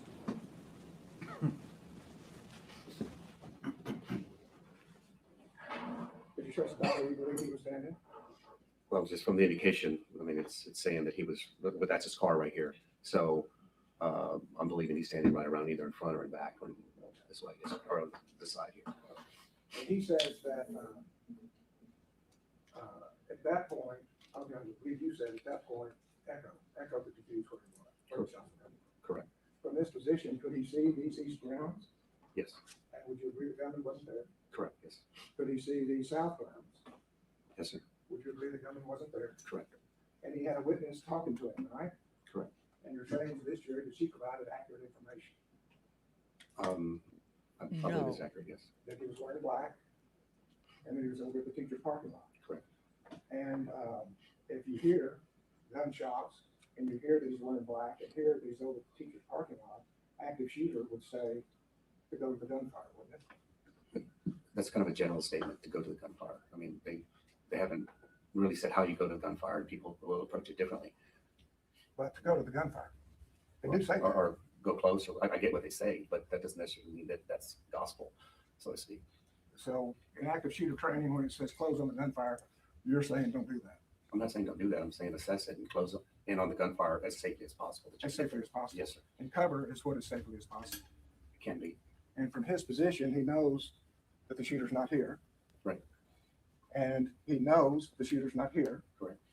And he has cover, does he not, between the gunman and where he is? Oh, he doesn't know that completely because he doesn't know exactly where the gunman is on that side. You know, we keep pointing out this way, obviously, but he doesn't know if he's this way, about to pop out or whatever. You have to anticipate all these. So you should stand there for the next 3 minutes. 30 minutes? That's 3 what minutes? your officers did. I don't know what he was doing at that time, but there's a lot of information to take in. You said you got a lot of information. You know he stood there for 3 minutes. That's what I'm hearing, yes. That's what you're hearing, or that's what your review showed? I didn't count it as 3 minutes. How did you Amongst count other it? things, I counted it less than 3 minutes. Did you count it as a minute up this hallway? I mean, outside the west side? Count what is a minute? The time that the gunman was shooting as Adrian Gonzales was standing over here. No, And how long did you count this? I didn't count it. So it could have been a full minute. If that's what you're saying, I'm sure. And then in the hallway for the next 45 seconds, shots going on in the hallway. Didn't you just say it was hard because it's muffled? Yeah, I'm confused why we have excuses for one set of cops, but Adrian should know all of this. Yeah. Did you count that at 45 seconds? Oh, yes, I did. Okay, so now we're at 1 minute and 45 seconds and Adrian Gonzales is still standing at the south side? He's there, yes, sir. I don't know if he's just standing there, just, you know. And shots being fired inside this building, those are shots that Coronado hears about the same distance away from Adrian Gonzales, maybe further.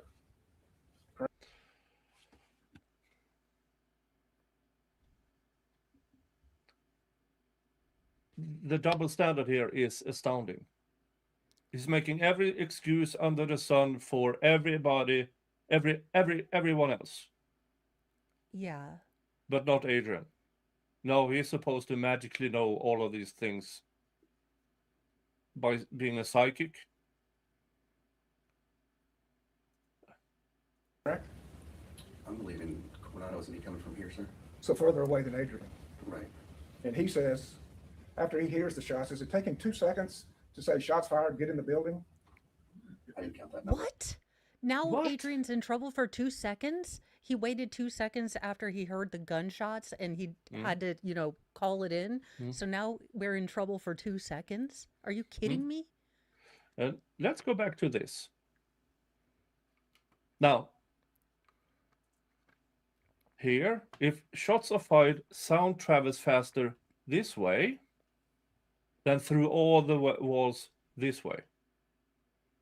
We don't know if Adrian was here, here, here. We know roughly where he was once he turned his body cam on. We don't know if he was running back and forth trying to identify where is this coming from until he started shooting out of the windows here. Then is where they heard, okay, there it is. And everybody started running. Because muffled shots for Adrian here could mean he's way up here. Yeah. He doesn't know. And he was still trying to get, Melody to go away. He's got to go. He can't just leave her out in the open where we don't know shots are being fired. Because if he says go that way and she gets shot, he's in trouble for that. Yeah. I just know that he is responding and running, and he said shots fired in the building, get in there. Was it almost immediately? What was almost immediately? Coronado When he heard them, yes. heard the shots saying, shots fired, get in the building. When he heard them, yes. And Adrian Gonzales was here during these 16 shots, these 24 shots, and an additional 60 shots. And he's still standing here, correct? Melody didn't hear those shots. And Randy Hill heard those shots. So Yeah. again, he isn't in another county. He's on the corner, very close to where Coronado parked. So he Jesus. Again, I don't know if he's just standing there still and just hoping not to move, or Do you believe he's standing there hearing an echo that Coronado doesn't hear? I don't know.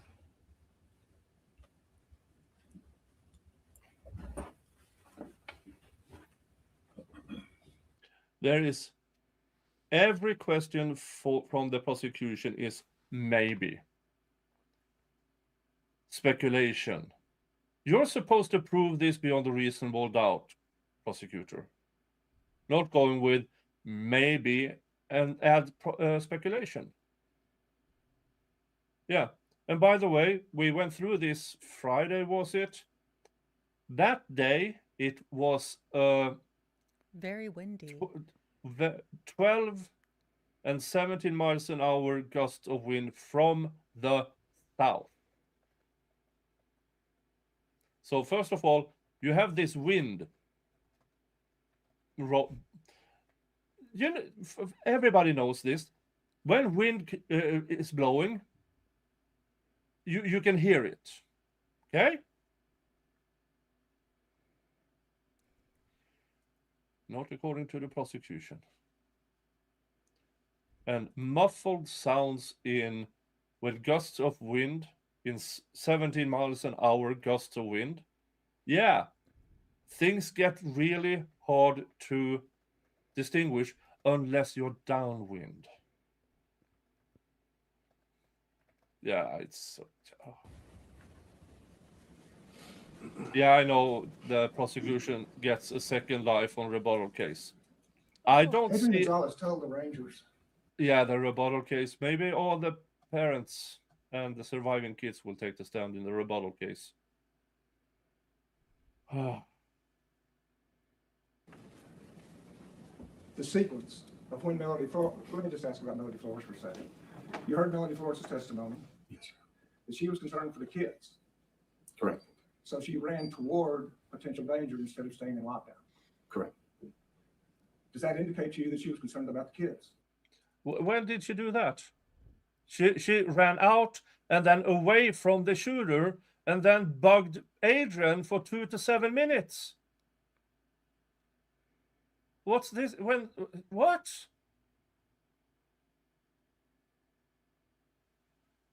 Oh, for the love of fuck. Yes, sir. And protecting the kids. Yes. And making sure they're safe.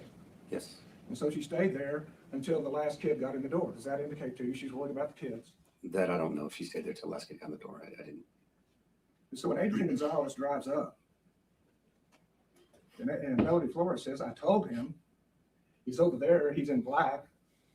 And Adrian says, where? And she points to it. Does that Show me the fucking video of this. Yeah. Or the radio that she was calm as a fucking coaster, just talking to him and pointing directly at the point where the shooter was. No. Frantic. He's over there. He's over there. He's wearing black. Where? There. And this is, again, the woman who thought Adrian was wearing shorts and t-shirt. who wasn't interviewed until a week later, because after this, somehow she traveled off to family, and then a week later they interviewed her. After all the news and everything. Yeah. She thought he was already inside. So what is it? It can't be both. Yeah, She thought he entered the south gate until the trooper, the ranger who interviewed her a week later, said no, he entered the west gate. They had to correct her. So indicate to you somebody that would have done that immediately upon seeing the police officer? Did Melody would have? Yes. No. She'd wait a minute or so and then say, by the way, he's over there, the teacher's parking lot, wearing black. That's your testimony. Wait a minute and say, She waited a full minute to tell Adrian Gonzales that the shooter was wearing black. He was at the teacher's no. parking lot. I get what you're saying now. No. You know, she said that immediately, didn't she? I'm sure she said a lot of things immediately. a lot of things. And Adrian Gonzales told the ranger that she tells me he's over there. She was pointing, saying he's over there. He's dressed in black. I say, where? She says the teacher's parking lot. Correct? And that's when he hears rounds going off. That's what the transcript says. That's what he told the ranger, correct? Right. So a teacher says what he's wearing, which you say is accurate, where he is in the teacher's parking lot, which is accurate. And she's pointing, and as that's going on, he hears the shots going off, correct? I don't think it's as clear cut as you put it out. Excuse me? I don't think it's a clear cut as you're putting it out. You don't think it's as clear cut as Adrian Gonzales told the Rangers? No. That's my assessment, sir. I believe there's a lot of context missing in between all that information. The context is missing is this 3 minutes, correct? That's what you're saying. Context is missing because he was making a summary statement. Yes. You didn't charge him until 2 fucking years later. Yeah, and the Texas Ranger didn't say, okay, break down what she told me. Did you have to calm her down? He just kind of let him do a narrative. He didn't really interrogate a whole heck of a lot.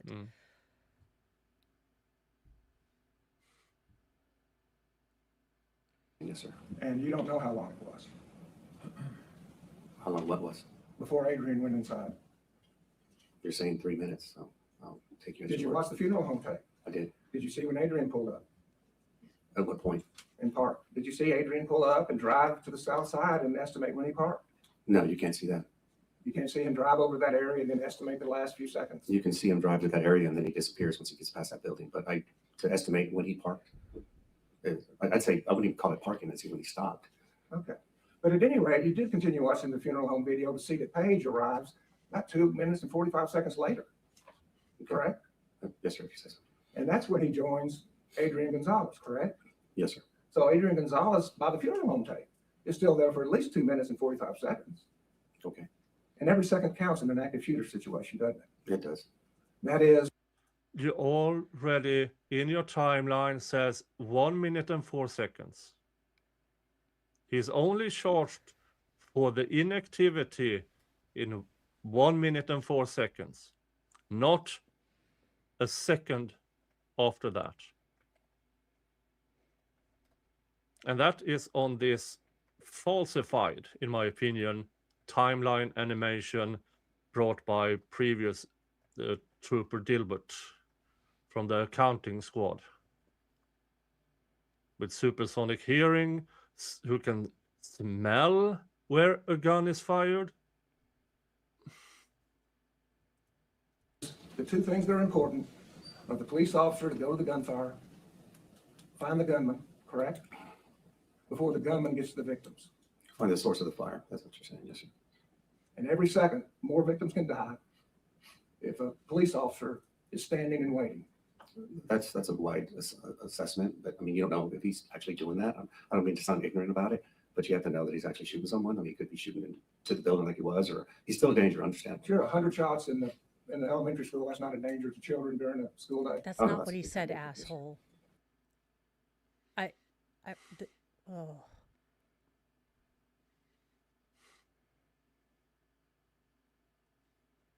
You would have stood there for 3 minutes? Me? Yes. I wasn't there, sir. You would have stood there for 3 minutes?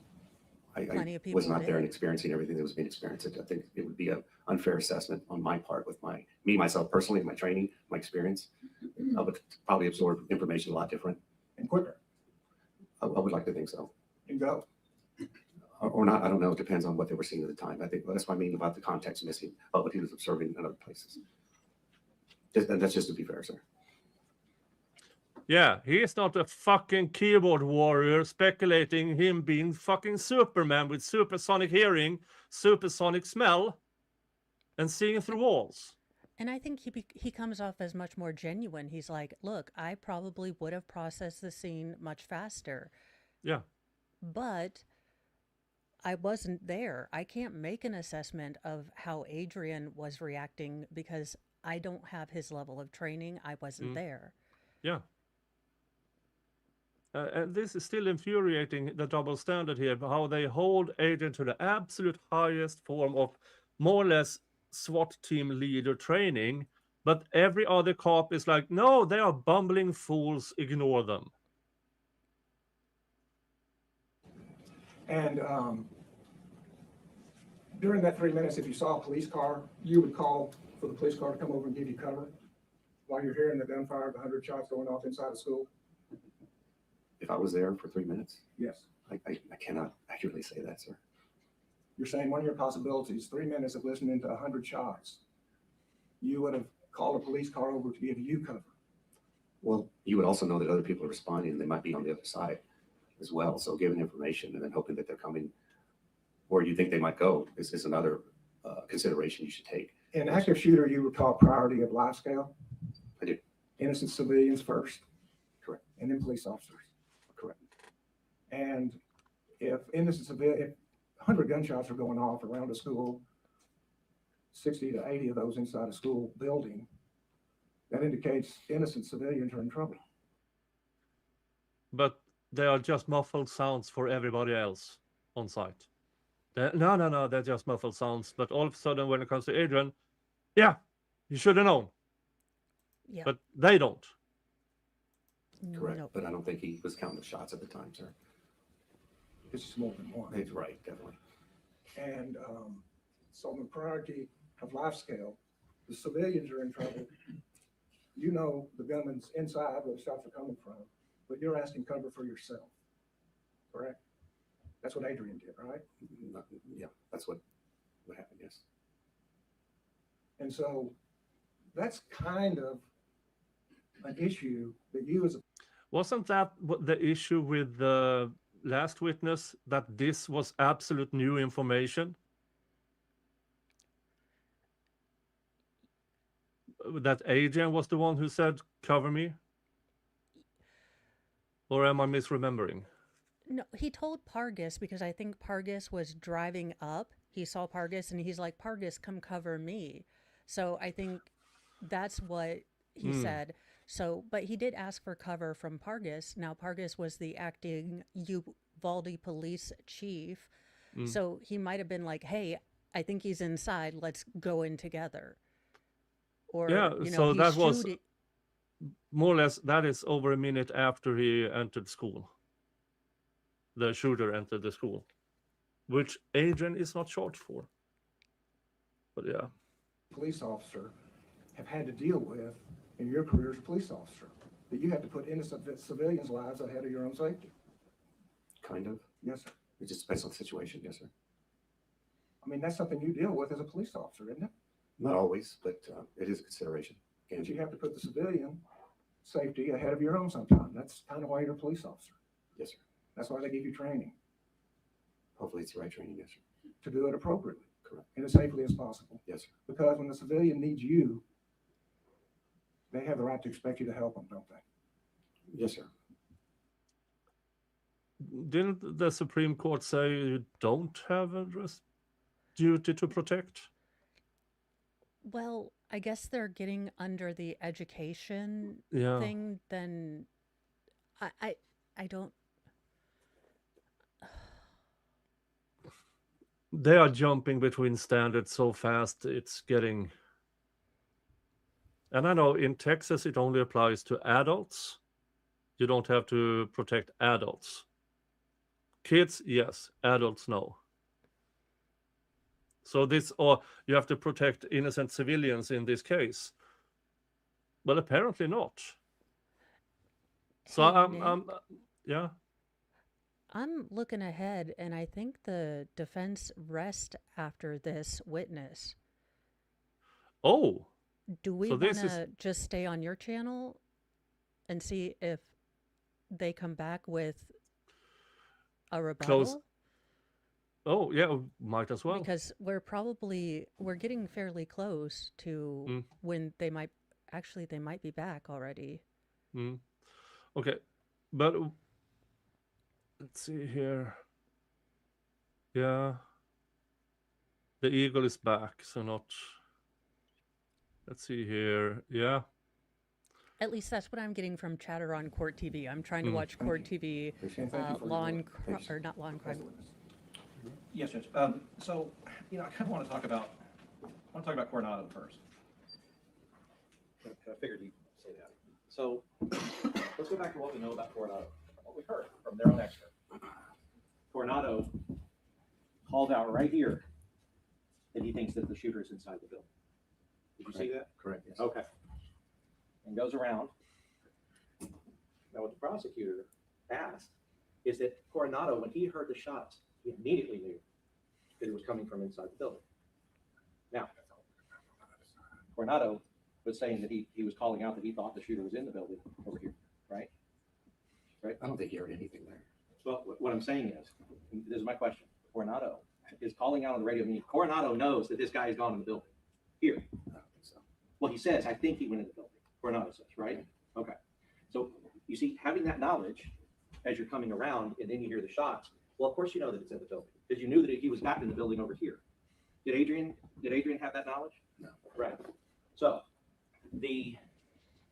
going back to this, Adrian, when we know, the only evidence that we know based on what we have, that he knew that the shooter was inside of the building was when? When the bullets were coming out the east side of the window. Right. So it's the sound of the gunfire plus the bullet exiting the window told Adrian he's inside the building.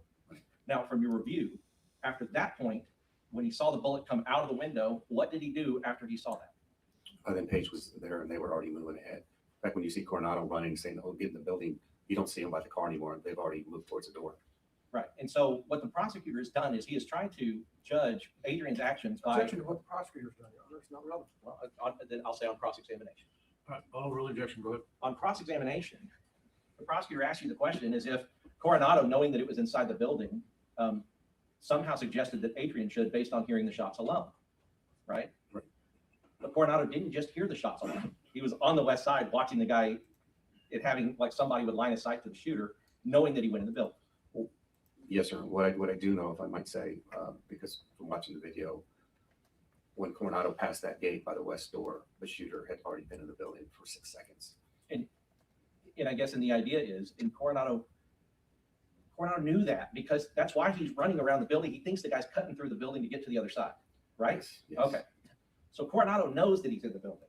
So when he goes around and figures out he didn't come out the other side and hears the shots, he knows that the guy's inside the building shooting, right? Well, he's no longer running through. No longer running through. But Adrian doesn't have any of that knowledge from where he is. Correct. Okay. As far as Melody Flores testified to this jury that she told Adrian that the shooter's on the south side, that the shooter's on the west side, that the shooter was going into the south side of the building, and that the shooter had gone into the south side of the building. Okay. So all of those different things. Ultimately, Adrian in his interview had gotten to the right point, right? He had Yes. gotten to, okay, west side teacher's parking lot, and he called it out, and you heard him call it out on the radio. Yes. All right. But it's just kind of like what the prosecutor said about Adrian saying to the ranger that he saw a lady in peach or orange. Did Adrian say to the ranger, I saw a lady in peach or orange and thought that lady was the one trying to shoot up the school? No, he didn't say that. Right. How did he describe what he thought at the time was happening? He said someone running away from the school wearing a peach shirt.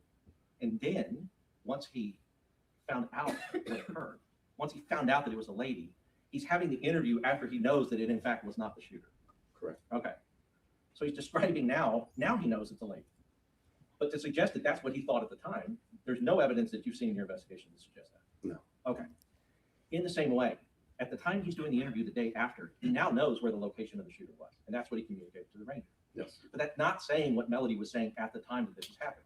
Because she testified she was saying all kinds of different directions. I just, like I said before, I don't want to disparage Ms. Flores. I understand it was a very traumatic event, but I have a hard time believing that she was very clear and concise with her information because of just both interviews and the testimony. She eventually got to the pertinent information, but it's hard to discern what was said in between. Right. And she said herself, I mean, she told us herself that she did say things that were different. Like, for instance, she said the shooter had a pistol. Right. And that was clearly not the case. Correct. Okay. But, I mean, he didn't even have one on. No. So, as far as with Melody, in the after action report, I now know it's a woman. I now know that this is the direction that she was talking about. And so he's speaking to the ranger in those terms. Right. Okay. But at the time it's happening, he obviously didn't know this was a woman running toward the school. No, once you analyze everything that was said at the end, then you can kind of figure out the actual timeline and the progress of how it started. But Adrian was speaking in general terms. It seemed, and he eventually said, well, I know it was a woman at the time. And I guess, is that what you meant when you answered? It's not as clear cut as the prosecutor's trying to make. Correct.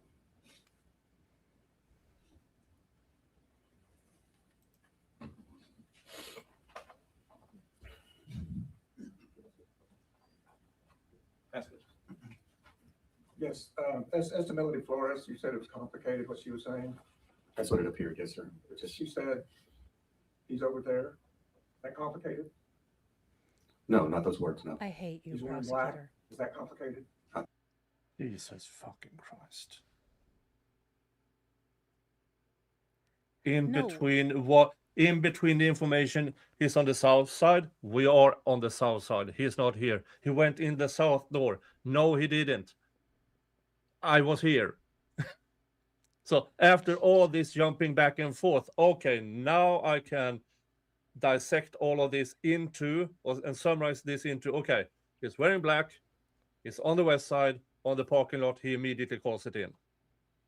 As soon as he actually moves all the misinformation away, now he has the correct information.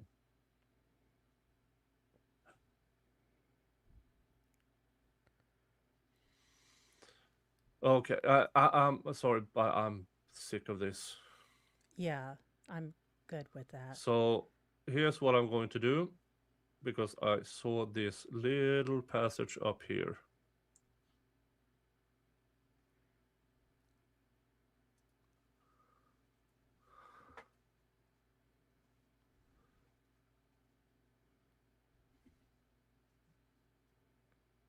And no sound.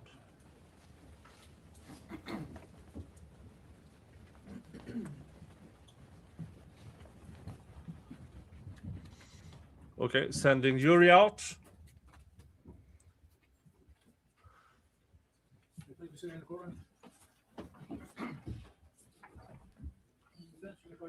Yes, Your Honor, at this time the defense rests. We have just a stipulation between the parties.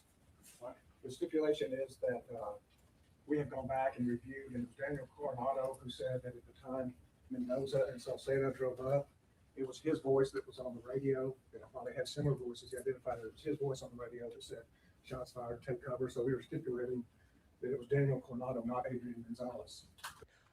Motherfucker! Motherfuckers. Jinx. So they had this Dilbert Hill super hearing who got the voices wrong. And Nick, you know that they talked about this over the weekend. He's like, is that Adrian's voice? Yeah, that sounds really good. Yeah, that's Adrian, totally. Yeah. And it wasn't. Jesus. This needs to be, but when the jury comes back, they have stipulated that what Dilbert Hill said on the stand, that this is Adrian Gonzales' voice. He's an asshole and he's a moron. We apologize. I It's think not. they It are was. back in. So the jury's hearing this. The jury is Oh, hearing I thought that, they were going out. Okay, so they are in now. well, Okay. they're back. They came back in from lunch and then they're going to be sending them home. I don't know when the Okay. instructions, Mm. Mm. Okay. The stipulation is that we have gone back and reviewed, and it was Daniel Coronado who said that at the time Mendoza and Salcedo drove up, it was his voice that was on the radio. And while they had similar voices, they identified that it was his voice on the radio that said, "Shots fired, take cover." So we were stipulating that it was Daniel Coronado, not Adrian Gonzales, who made that dispatch around 11:32. And that was put in contention, so we agree with that, Judge. Okay, so it's so stipulated, ladies and gentlemen. Members of the jury, as you just heard, both sides have rested and closed the case. That means you've heard all of the evidence in the case. It's now my job, along with the lawyers, to prepare the charge of the court, which you may anticipate will be a fairly lengthy document, and it's going to take a little bit of time to get it ready. So rather than have you waiting around for us to get that document and arguing, reading the charge and arguing late in the day, I'm going to excuse you, and we will resume tomorrow with that charge ready to be read. And it'll be immediately followed by the arguments of counsel, and then we will ask you to deliberate on the case. So my instructions are still in effect. Please follow them, and we will see you back here tomorrow. Just in case there's anything carrying over on the charge, let's make it 9 o'clock. 9 o'clock tomorrow. We'll see you then. Would everyone rise for the jury? So they didn't have to start 8:30 today. no, I guess because we were told on Friday that the state had a whole week's worth of people Yeah. still.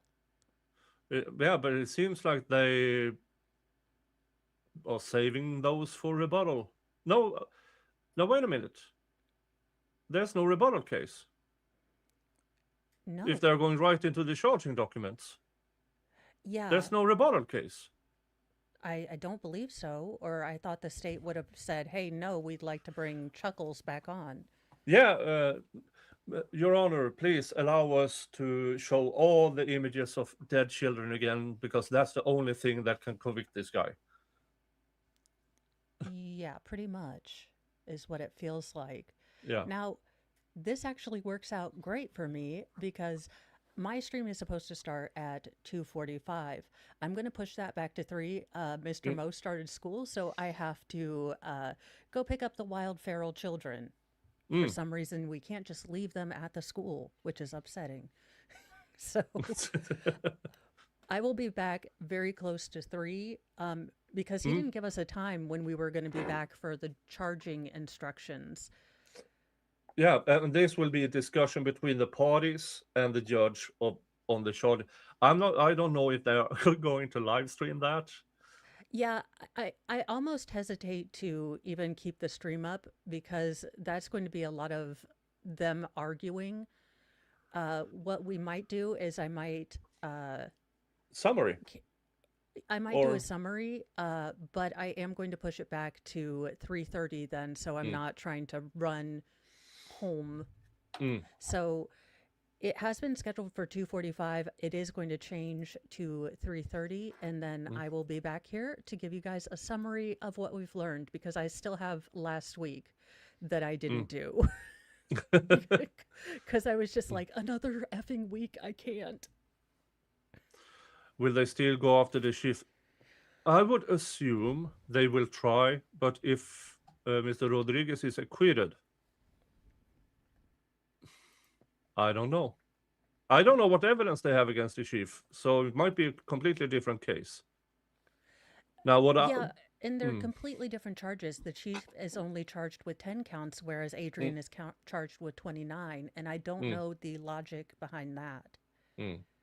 Yeah, and so tomorrow they will start with reading the charging documents. I hope to God they don't have the rebuttal case after that, but they go into closing. But then again, what are they rebutting with this witness? No, or with the funeral home secretary. Are you really sure about the video and what you saw? Yeah. Would Yeah, you and they have didn't somebody even else cross. testify that, oh, she was mistaken? What she thinks is the bobbing head of the shooter is actually the gun smoke our witness saw. So it's It's all confusing and Mm. all dumb. Mm. It is all dumb.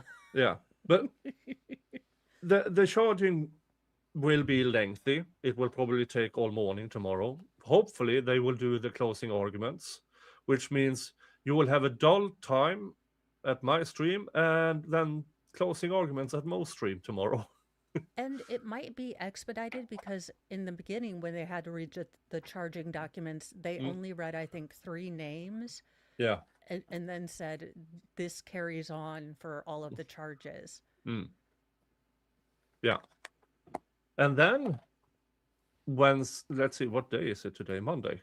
So Wednesday, I would Tuesday. assume it's Tuesday. Sorry. Yes. It's okay. So, We had a Monday off, so yeah. it throws everything. So more or less, they will hand it to the jury Wednesday afternoon, and then Thursday, Friday will be on verdict watch. Maybe only Thursday. Maybe Yeah. Wednesday evening. Yeah, I don't know. This is one that I'm not sure how long it's going to take Mm. because there was so much information that the state gave them. Yeah. And a bunch of information they had to take back. Because clusterfuck. Yes. Mm. But, okay. Folks, I'm going to send you over to Mo's stream. And she will do 3:30 p.m. do her summary. Yes.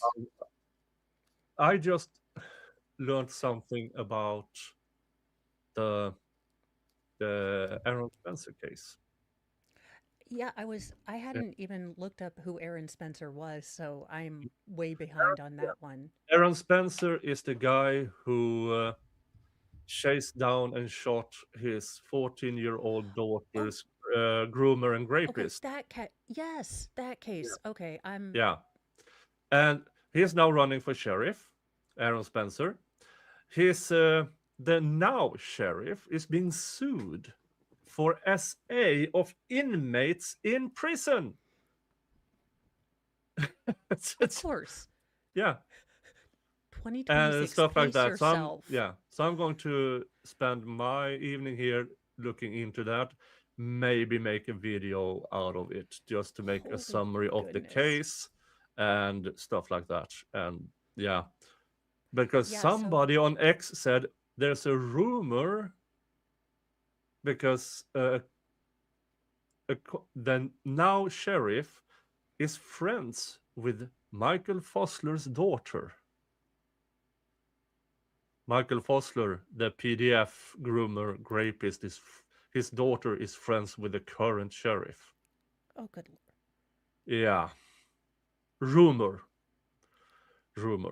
All right, but I'm going to send you all over to Mo now, and everybody go over there, hit the like, hit the subscribe, hit all the YouTube things and all the Thank you. Rumble things. And folks, thank you for hanging out with us. Thank you for allowing us to try to make the unbearable tolerable. Okay. Other than that, I will see you tomorrow morning, and you will see Mo in an hour. Yeah, in a little bit. Yeah. All right. Everybody, have a good one, and see ya. Bye-bye.